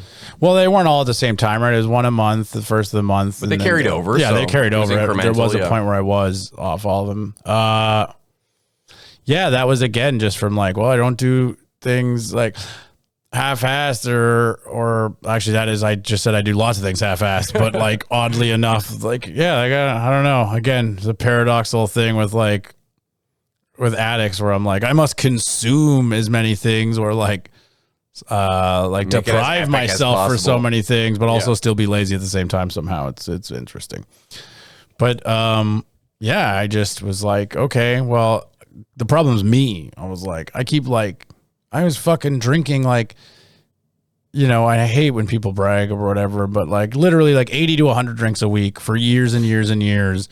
And I was like, but I have a cocaine problem. I would tell that to people. How's your liver? Jesus. I would be hammered and be like, I have a cocaine problem. You cannot let me around if I have cocaine. And people would be like, yeah, I think that might, and I could see them being weird. And I was like, nah, I know I'm an alcoholic too, but like cocaine's my real problem. And they'd be like, okay. You're like, yeah, you're pissing on my shoes right now or something. Yeah, exactly. Like, I just saw you puke into a pizza box and then reach into that same box a few minutes later. Like, did you forget what happened? Like, yeah, there's one part in the book where you talk about like licking cocaine off of a bathroom rug or something. I'm like, oh, no, not actually, I probably did do or that. Snorting, it's snorting maybe. Or, no, I licked it off my bedroom floor rug like several times. Yeah, that's not even like that's that's not even like a one-time incident. That's not as bad as somebody else's bathroom where you don't know who's. Yeah, see, I'd like to think I didn't do that, but. Okay, well, actually, first of all, a lot of these things make tons of sense. Obviously, you're going to try and quit the big ones, but some of these choices were kind of interesting. Like nail biting, it seems more like a bad habit than an addiction per se, but I'm also guilty of that one. So it was interesting to have on there. Gossip was one I was not expecting to see, but it seemed to be one of the most profound sort of instant reaction or positive reactions that you got out of quitting one of these things. Well, I mean, any comedian is a fucking awful gossip, a one-person sewing circle. So I just kind of like when I was making the list, it was like some of them seemed so obvious. And then I kind of realized, I was like, yeah, man, I'm fucking always shit talking, like always. And then you hear those things about like, well, yeah, now people don't like that. Like they're listening right now and they might be, but then they walk away and they're like, what's he saying about me when I'm not there? And I realized too, I'm like, I talk shit about like my best friends, my favorite people in the world. Nobody escapes my like wrath of complaining about them. Like people hear gossip and they think I'm like spreading their secrets, and I'm actually like half decent in not doing that, especially compared to comedians. But just talking shit about them, like, no, I'm fucking horrendous. My best friends, instead of like, oh, you know what he did that was really funny the other night, or you know how he's always got my back or something. Yeah. Instead, I'm like, you know, this fucking one annoying thing he keeps doing, and I tell it to everybody all the time. Yeah, like, that snorting noise he always makes after. Yeah. Something like random and kind of, you know, minuscule, really. Yeah, and like to fixate on that instead, and it's just like, so I realized, I was like, I want to change that. It was just stuff I wanted to change, right? Well, you said a really cool thing about like, why am I going to spend 20 minutes shitting on this person when I could spend that 20 minutes working on myself, you know? Well, that's why you do the shit. That's why you shit on them, because then it prevents you from having to do that. Yeah, it's an avoidance tactic. Yeah. True. Yeah. Okay, well, I want to ask you then, were there any things that almost made the list but didn't? Oh, that's a great question. I've never been asked. Oh, nice. I love when I get one that they've never been asked. The first time I tried to, because this is the list from the podcast, the first time I was going to do it as a book, it was only 10 things. Oh. So really, like a couple of the ones on there almost didn't make it. Were yeah, like I was like, oh shit, could I, like porn probably, I was close to being like, wait, I don't need to cut this out. And I was like, you probably do. You do that all the time as well. And I was like, fuck, I mean, if I watch it every single day, and some days multiple times a day, I was like, well, then I have to.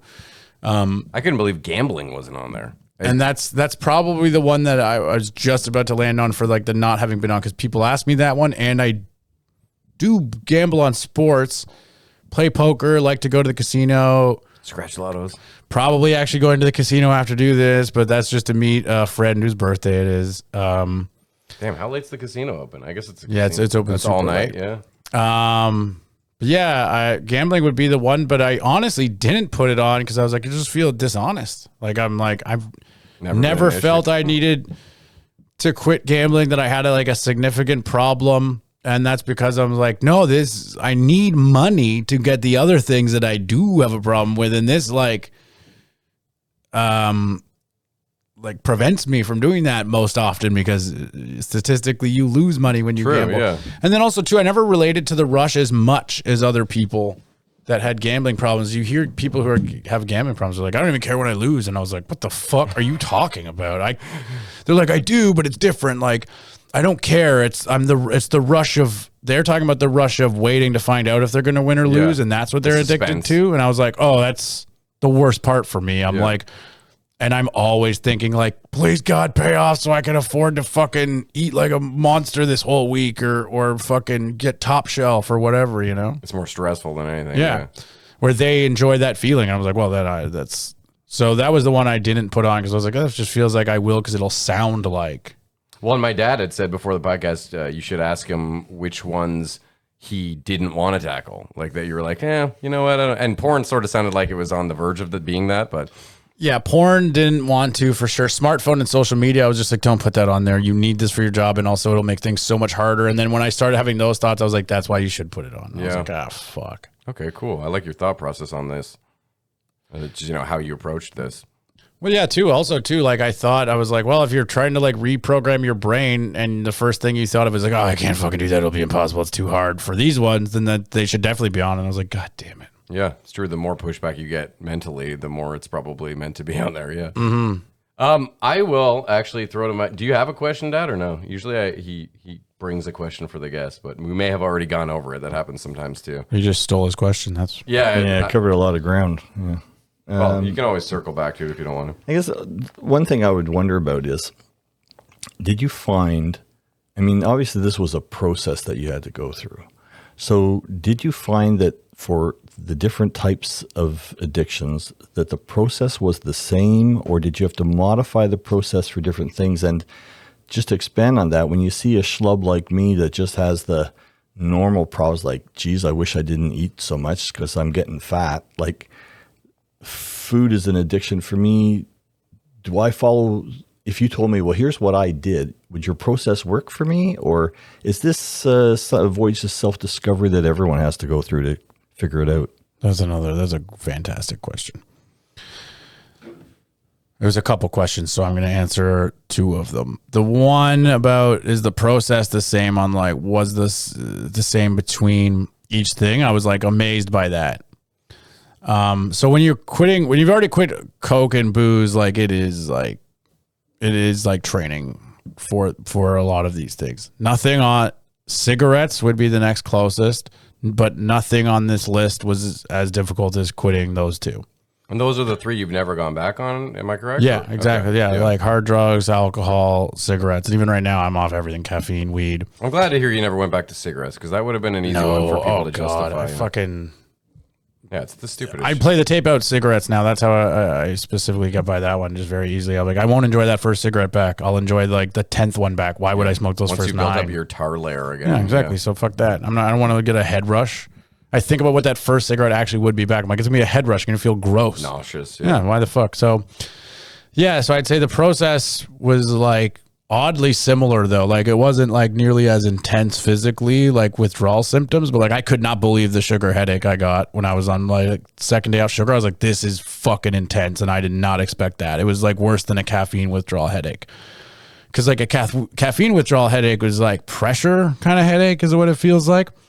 And then you find out it's because you're actually getting the appropriate amount of blood sent to your brain. That's why. You're just not used to it. Yeah. That's the pressure you're feeling. Like, no, it's actually getting the right amount of blood. Damn. Yeah. And then with sugar, it just felt like piercing. Like it was like, this is uncomfortable. Like it was closer to like a hard drug like headache. Crazy. Withdrawal.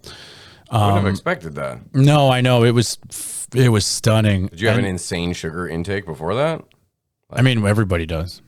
Well, I mean, there's people who go around eating Snickers every day and shit like that, and then there's people who eat, I had probably turned it up because I was already off so many things, so I was trying to like subvert with sugar. So at the time, I probably was, and it was like sugar was January 1st, so like December's a goddamn sugar month. So I probably was on like a somewhat particularly bad bender. I mean, I was already off the red meat and dairy, so that goes probably like a lot of like, well, it doesn't have.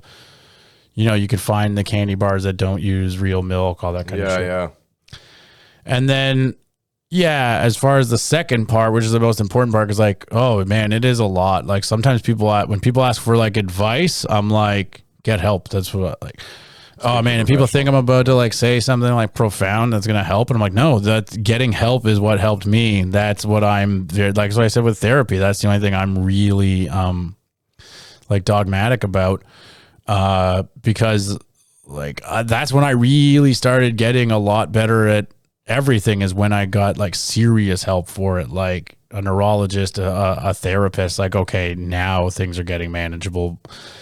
And also everyone's like so different. So for instance, this is what I always say is like, mantras work really well for me. And, I thought I had like, I was like, you can't have worse self-esteem than I have either. Then I found out, I just read this like one study about like mantras actually having a negative effect on people that have very, very poor self-esteem, because it just like actually makes their cycle go faster. They'll like, so a mantra that was like huge for me when I was getting right off after my MDMA binge, which is like in there, it's so funny. It's like, where the fuck did any of this happen? I don't know. It's a time that's fucked. Mixed in there. It's always back and forth. So was I can, I will, which is something Roman Reigns, the professional wrestler, was saying at that time. But I liked it so much. I can, I will. It was working so well for me. And some people with it's hard for me to conceptualize, but worse self-esteem than me, when mantras have the opposite effect for them. I can, I will. No, I can't. What the fuck am I talking about? And it's actually way worse for them. And then they get mad that the mantra is not working. I can't even get a fucking mantra right. I'm so where I'm like, holy shit. You have to believe in the mantra. Yeah, so it's almost like so mantras work for me, but I can't go telling everybody, well, you know, a good way is like a mantra. That's how. And like a lot of the things that work for me too, like I fucking really started confessing to this now too.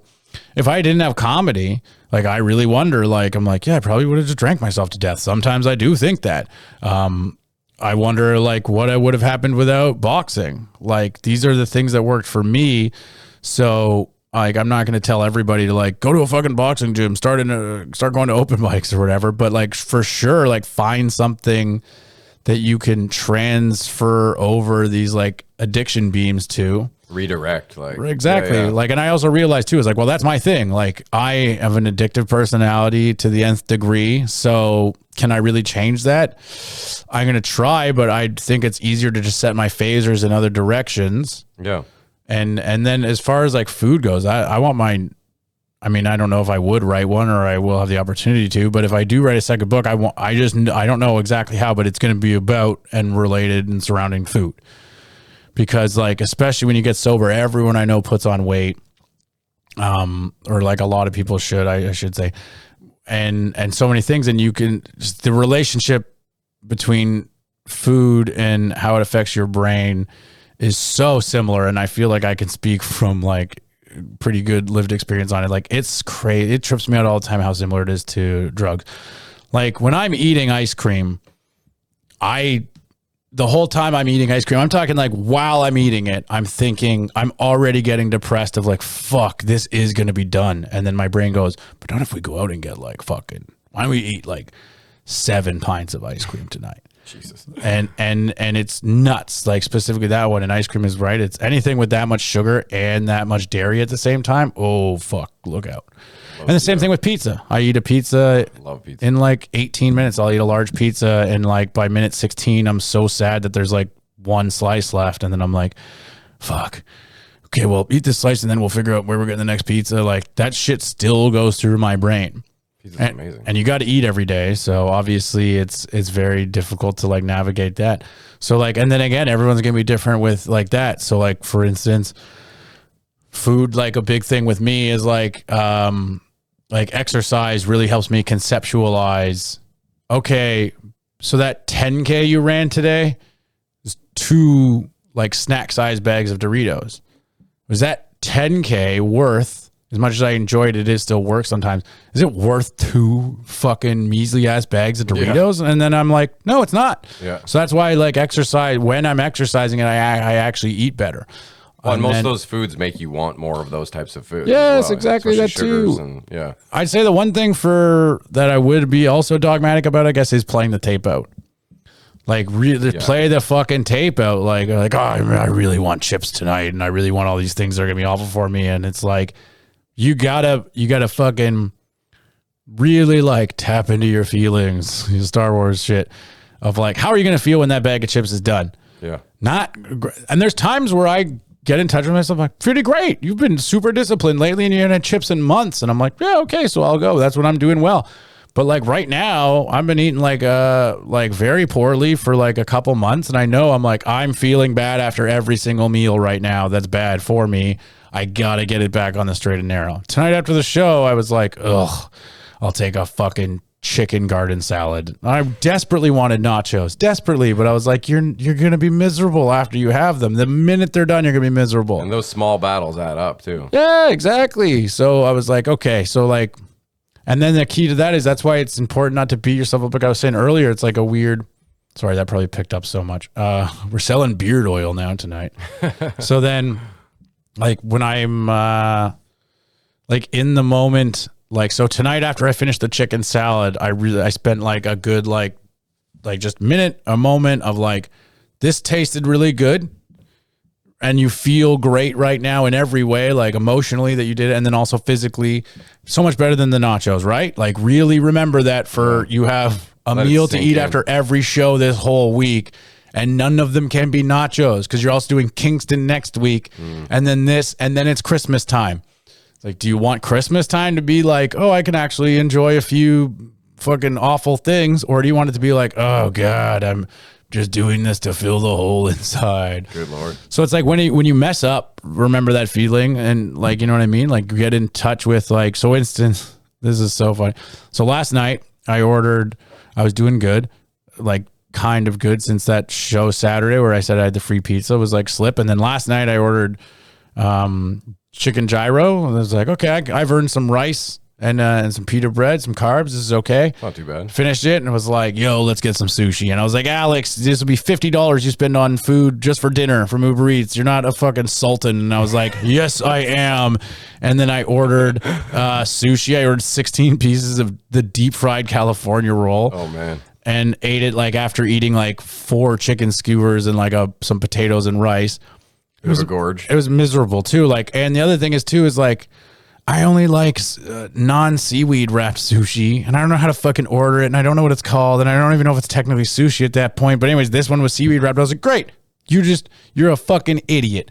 And then ate it miserably, didn't really even enjoy it that much, and it put on a ton of fucking sodium and all that shit. And then when it was done, I went, well, don't escape this feeling. You got to fully feel it, because it's been a while since I was at that low off food of like, you just ate purely for sport. Yeah. There was no reason. You weren't even emotionally that in a bad place. Like you ate just to fucking be, because you were bored, and just really got in like, remember how this feels, because this doesn't feel good.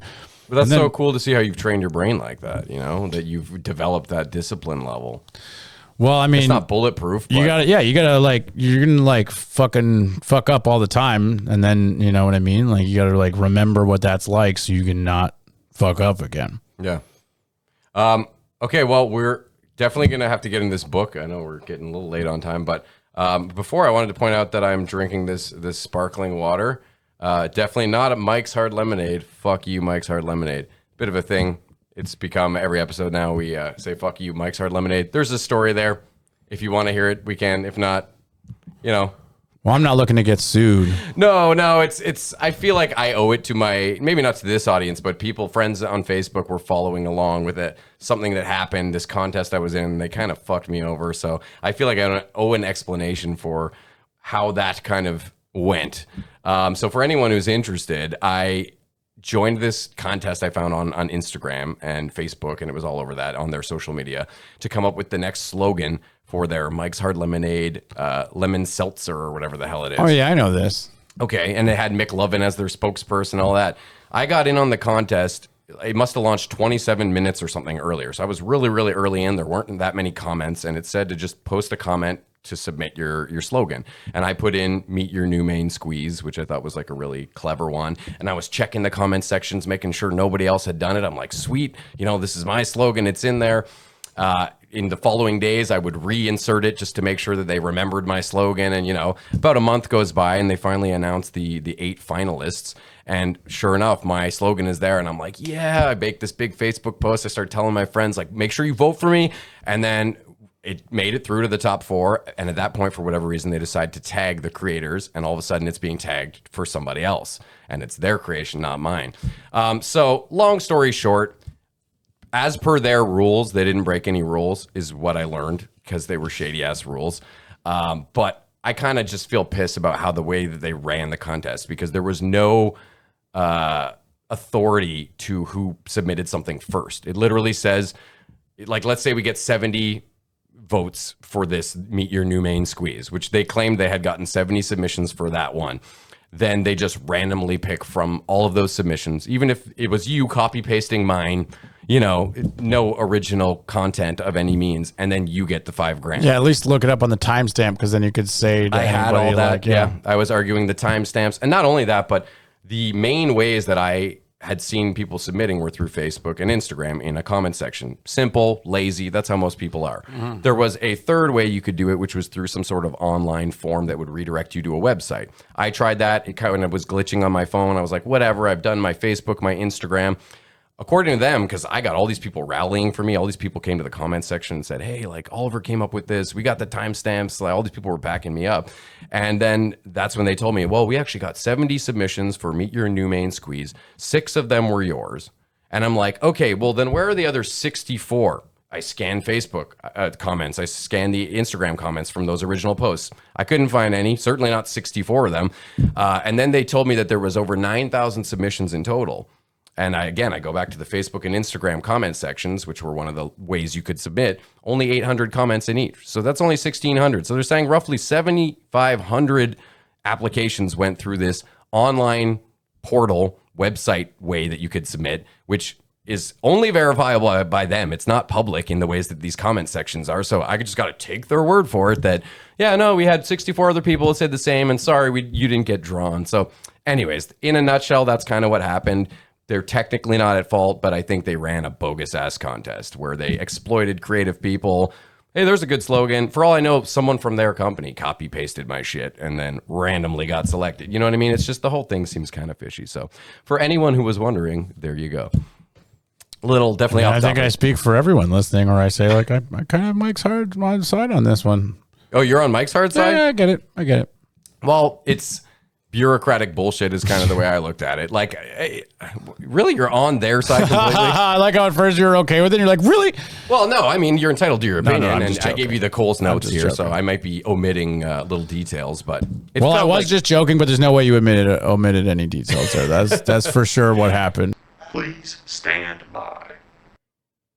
Okay, I'm going to have to jump in here because I actually did manage to forget a pretty crucial detail when I was speaking to Alex about this whole Mike's Hard Lemonade fiasco.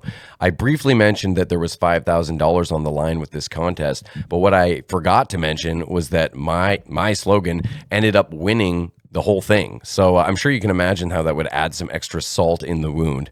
That being said, I've been doing a lot of thinking, and honestly, I don't want to carry around this negative vibe of this whole Mike's Hard Lemonade thing anymore. So I'm dropping it. I'm not going to be doing it in the show. The whole fuck you Mike's Hard Lemonade. Still, fuck you Mike's Hard Lemonade. I'm gonna have it in my heart, but I'm not gonna bother trying to put it in every episode. I'm just gonna move on. You know what I mean? I don't need that shit bogging me down. So sucks that it happened, but life keeps it going. While we're doing corrections here too, I want to mention at the beginning of the episode, I noticed that when Alex asked me if anyone knows or has seen my dad, I said, I don't think he's ever been on camera before.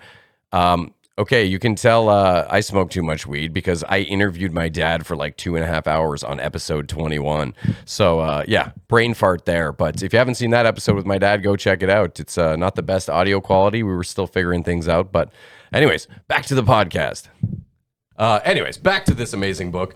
Float like a butterfly, sting like or drink mint tea. Jesus, I almost said the original. That's okay.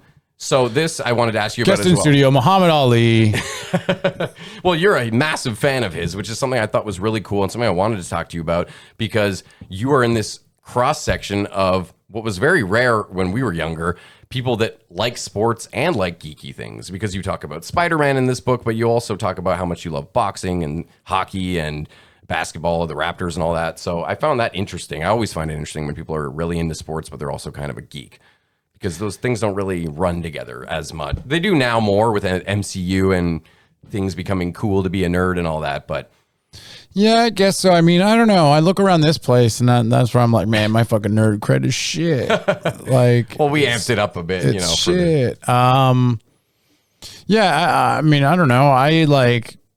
I guess it wasn't really a question. Where's the Yeah. passion for boxing is more where I was leading with that. How did you fall in love with boxing? And clearly the book showcases that it had a profound effect on some of your recovery as well. Well, I was always like a huge fan, and I always look to it for like inspiration in my life.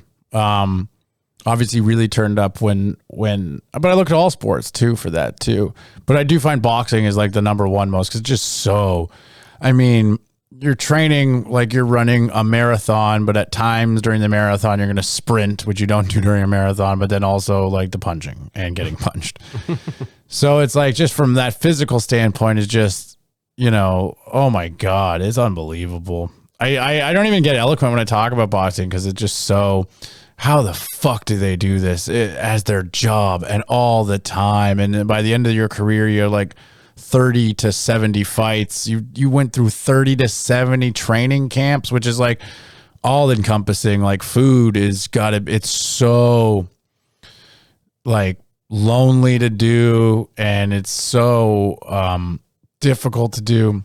I cannot help but see the parallels with comedy, as you're saying. Yeah, oh yeah, too. And then like nobody gets out alive in it, like even Yeah. successful people, and there's a lot of parallels there. Yeah.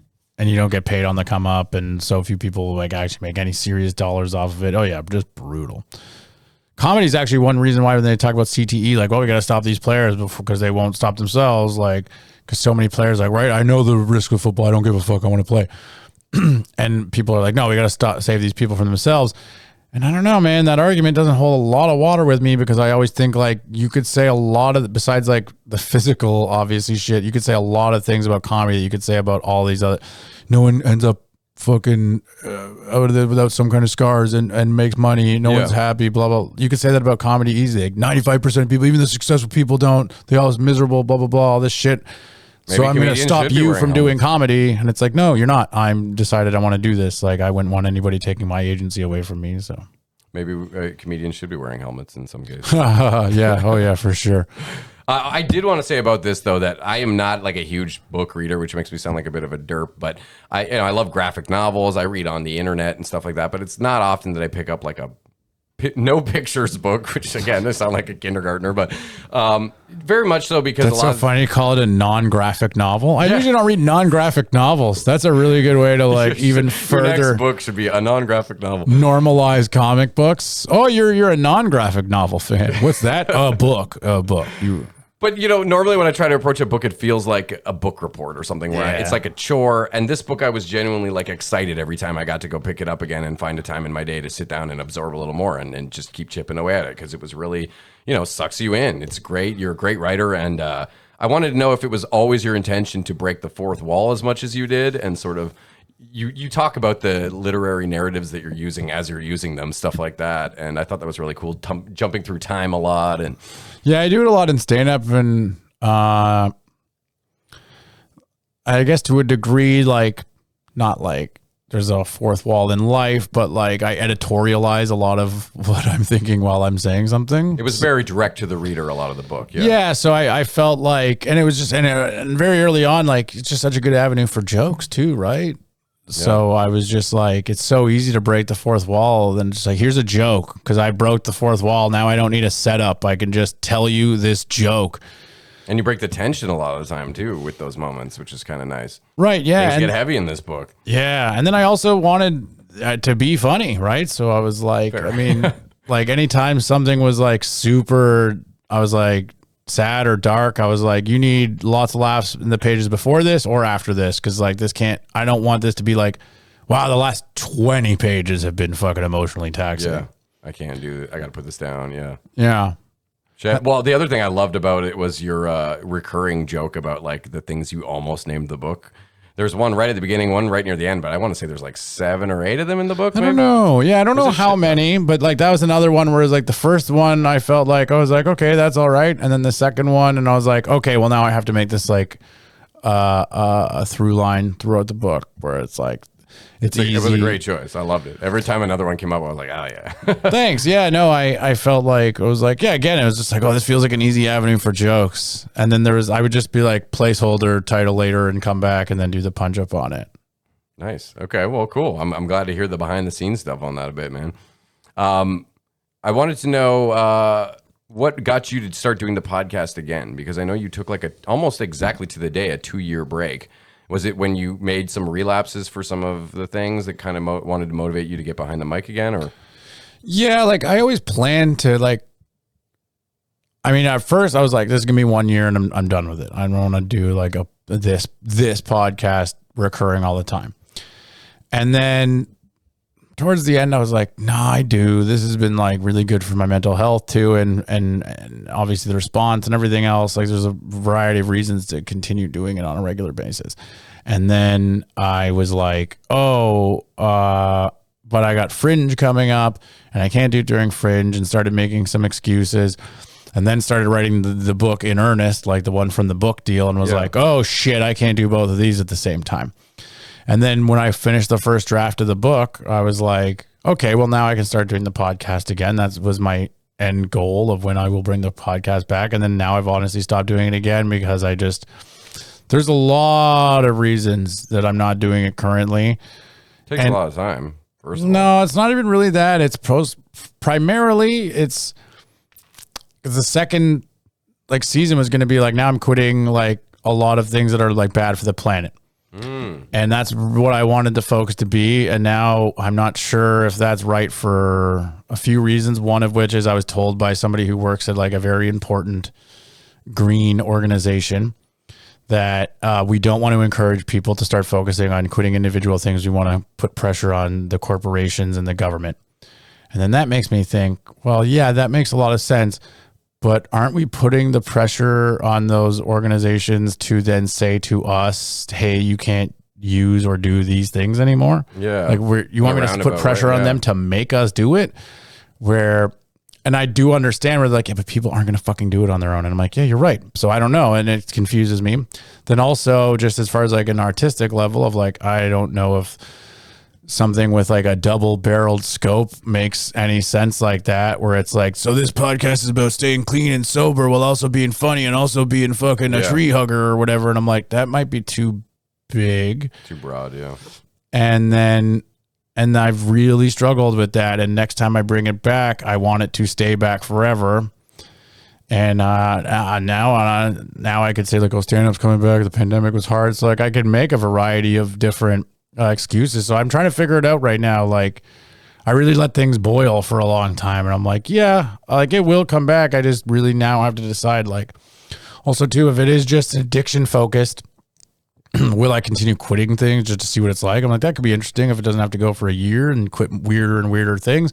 But then also too, I'm like, well, I have to start interviewing people that are not just comedians. Yeah. And then it's like, that's very hard because they have to be a fucking addict to quit something. Well, this is the pros and the cons of having like a niche podcast, you know, because for me, I'm the opposite end of the spectrum. This show is all about having every week, it's a different rant. Sometimes I have teachers, therapists, a lot of comedians as well, but like it's kind of all over the place. But that's possibly also why it's taking longer to get traction, because I'll have some people come by and watch one episode and be like, oh yeah, we love Spenny, but then they won't watch any of my other episodes, you know? So stuff like that, it's, you know, I think if you go too broad, then there's a detriment to that as well. So it's, you pick your lane, I guess. You know? Yeah, well, I mean, and Spenny has his own, like, you know, fan base and draws. Like, that's yeah, well, that helps for sure. Yeah, but I mean, having a niche is a great way to get an audience. You know, where you're like, these people came for this very specific topic, but it limits you in the ways that you were just talking about now, where you're kind of like, oh well, am I getting too broad here now? You know, you've already created that niche. You kind of got to stick to it. So. But not really. You can do whatever the fuck you want. You could just start a new podcast with a new kind of, you know, completely different. Then you lose the notoriety of the name you've got going with your current one, though. Yeah. I'm thinking it over. I'll figure it out. Whatever you decide to do, I'm sure it'll be great. Yeah, I might not bring it back too. I don't know. I really like it's. I I should even think about it more. Like right now, I'm like, I can't even really say I'm letting it boil the way I should. I'm like, well, I mean, you're fucking gonna put some water in the pot first, then, buddy. Yeah, no. Shit, man, we got to wrap it up soon. But I did want to talk to you about how you did a Q&A for aspiring comics here in Ottawa, and I read that, and then I thought, I fucking remember seeing this on Facebook and debating going to it, and I couldn't make it out for whatever reason. I had to work or something. But I just thought that was a really rad thing to do for people who had already done Just for Laughs and you know, experienced comics, to try and give a little bit of that Yoda wisdom to some of the up and comers. Honestly, it wasn't about that at all. And if I'm being like completely forthright, I think those like Q&As are like, it's not much you're going to hear here that you couldn't if you just like came out to a show. Actually, that's not true, because I fucking hate when people do that. So well, you said there was only like 7 people who came, so it must have been intimate in that respect. Yeah, but we were mostly, I shouldn't have said like I don't think you could gain anything from it. I think you actually can, and you should be asking for advice. And that is a good forum, because then it's like, you're not, we agreed to do it, this is what it was, and you're not like after a show like, hey, I'm trying to sell my merch or whatever the fuck. Yeah. Like I can't answer all your open mic questions. But the main reason we did it was to like, because like, well, the reason to get in was you have to bring like a donation to food drive. Yeah, it was like food, clothing, or like, because it was like their Christmas drive, so it was everything, food, clothing, and that's why we were like, well, this will be like a, you know, a good double-edged sword, where it's like, okay, we'll answer some questions, like some really basic ones that are like easy to answer, and then some more like, okay, that's a complicated question for comedy and shit like that, but just give these people a form, and then mostly like, yeah, and then we'll have like a shit ton. And we had like an entire like huge ass like truckload to bring them, and like that was like super cool. And then great initiative. It just felt so easy, like, and it was just so easy. Like that's why it was just a good idea. I was like, oh, this is fucking. Comedians do that shit all the time. Oh, come out, it's a Q&A, and it would always, just for me, upset me when they were like charging, and I was like, this is fucked. Like, hey guys, let me take money off you to tell you how hard it is to make money at this. Like, well, that's not, if you're doing this to like fucking, but then I was like, well, yeah, they should have some skin in the game, and there's got to be like a good way to transfer that. And I was like, yeah, okay, this is super easy, because, hey, bring some cans from your house, a shitty old TV you're not going to use anyways anymore, and some old clothes you're not going to wear anyways, and you get to do all this. Like, this is win-win. It's easy for them to do. We fucking sit there for like an hour and answer some comedy questions, and then, you know, a bunch of people in need get like a bunch of shit once I go through it and really pick out the good stuff. Man, that's awesome. Well, I'm glad you guys did it. Like I said, that's a really cool Did you get that joke? I thought that was a good joke, but I think I went sailing over my head. Sorry. Over OG's head. Yeah. I just said I like steal the best stuff from the donation, but it's okay. Shit, I didn't even hear that. It's okay. It's okay. I slid it in. It was his pro move, but then I couldn't let it just slip low there. key. I'm getting sleepy. Yeah, there we go. Okay, I'm almost done here anyways. I got 2 more questions. The first one is, I noticed how much of a dog lover you are. We were talking about that. And if I'm not mistaken, one of the 5 people you had to mention at the end was that Bob. Yeah. Oh, yeah. So that's why I wanted to ask, why do you think your dogs had such a profound impact on you? Because everyone loves dogs, you know, but I love my dog, but I don't know that I would thank them in my book. So it's next level shit, you know? I don't know. I guess I'm just that white.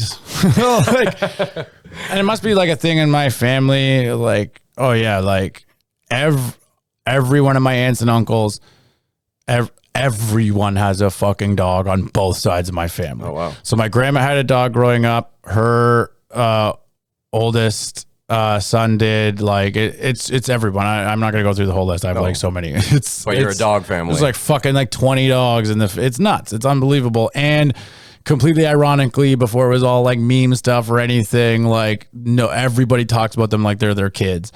How's this dog doing? How's this dog doing? Yeah. And like the answers are so deep. They're not just like, oh, it's this, I think he's actually been bothered by the weather, but like in his heart. And I gotta figure out, does he have like seasonal affective disorder? Like, yeah, exactly. So I don't know. I think it's innate. Like, I don't really. Like, it's like, yeah, it's gotta be like this primal, like, oh yeah, my family for sure didn't leave cave. We were like the last people to leave caves and then they were like, oh, these dogs make me feel safe. Let's not eat these ones. Yeah. I thought you were going to say something maybe along the lines of, at some of your worst moments, the dog wasn't judging you, you know? You hear stuff like that an animal still loves you even when you're at your worst. Yeah, I could see that. But I mean, at the same time, they pick up on your emotions. So I don't know. It's like they're empathetic. Yeah. Well, they pick up, but then sometimes you make them sad. You're like, I've recognized that with my current dog Otis and my old dog Bob. I'm like, I'm bumming you out. I gotta fucking stop. Yeah, they get your vibes. Totally. Oh man, that's one thing I didn't want to forget. There was a quote I wanted to say that I thought maybe you've heard it before, but I thought it was really cool in regards to addiction, which is rock bottom is a great place to start building. That was a cool quote. I don't know. Poetic. I didn't say that. No, it's not your quote. Thank God. I was like, what the fuck? A cool quote that I thought you might No, enjoy. that is good. I've heard that one before too. I'm sorry, I misunderstood at the beginning. I was like, oh shit. I'm trying to credit that to I you. got so scared. I was like, did I steal that and claim it's mine in the book? Fuck. Yeah, it was a tweet when you were on a binge, man. Yeah. No. Okay, well, last question. We have a new question for season 3. We always have one question that we ask every guest for the season. And this one is going to be, if you weren't doing what you do for a living, what would your dream job be? I feel like it might be boxer, so maybe give me another one, but... Yeah, I mean, I list a bunch of dream jobs in there. So like, it's a weird one to have for you. It's going to be an athlete for sure. Okay. It's like NHL goalie, starting point guard for the Raptors. It's going to be, yeah, for sure. Yeah, that. Okay, well, what about dreams you think you could actually attain? Because I know in your book you describe... But then it's not a dream job. I hate when fucking people do this all the time. I see this on social media a lot, and it drives me fucking nuts when someone's like, just became a real estate agent. My dreams have come true. I was like, what kind of fucking shitty kid were you that you were like, one day if I reach hard enough for the stars, and real estate agent's a great job. You make more money than me, so I'm allowed to say this. Fuck you. Yeah. But it's like, no 8-year-olds like escrow. Dream's crazy to say. This is 3 years ago. You started at fucking Algonquin College, and now you're managing a hotel. You didn't dream of managing a hotel. You started hospitality and tourism, and you're like, I wonder if I'm going to be able to get a job in this industry in 3 days. Yeah. Oh, fuck off. That's crazy talk. So if they have to be, but an attainable one, like, okay, walk it in the middle. I am a very good long distance runner, like exceptionally good. Nice. So like, okay, like I'm not saying I could be, but in a dream world, yeah, like, okay. Like Olympic, like if you had long directed distance all your runner. efforts towards that. No, even then, probably not. But like I run like exceptional times. So like I probably could have been like university scholarship good, but not like fucking world class good. So then I don't know what you mean by dream job. This is what I'm talking about. Hey man, this is how we flesh It's a out the fucking questions. dream job. My dream job would be Beast from, oh shit. Oh, no, it's magnets. That scared the shit out of me. I was thought you like, were saying- no, I just ended the podcast. I thought you were saying, oh shit, because there was a nugget of weed there. No, that's hilarious, though. That is very funny. Dad, that's what I've been talking about the whole time. I just outed him right here. No, when Mike Rita came over, and we smoked a lot of weed. Oh, now he's trying to pull the whole, it's my friend, it's not me. That's well, I found it on the unbelievable. ground the next day, and it was kind of just like the most Mike Rita thing ever to find, like weed from the weed fairy the next day. So I'm actually, he forgot his grinder here as well. So I'm going to print the photo that we took together and put that piece of weed, the papers that he signed, and his grinder that he forgot into some sort of display case or something, and make a little, another thing to hang up on the wall. Oh, that's cool. Speaking of which, yeah, I don't know if you got that Oh, text. shit. Yeah, no, I put up the book. No, Rip a little piece off the book or the something. book anyways, man. So I saw it in like the preview, but didn't open it. No, but I don't have it. Yes, I brought this little piece right here. Well, I'm going to try and catch your show tomorrow night too. So Okay, cool. Yeah. business cards. Sometimes people just doodle something here, so it's You know what? I have a bunch of old pictures of myself. I can actually, and I think they One of might those still be in the greasy car. pics? I can actually give you one before I leave. Sure, Yeah, I got a signed the greasy back- pic oh, for you. amazing. Okay, well, yo, dude, thank you so much for spending your time with me and sharing all these cool experiences. Yeah, thanks a lot for having me, buddy. High fives. Yeah, let's go. Let's do one. Doubles is Doubles too much. No, I don't do doubles. All right, bye everybody.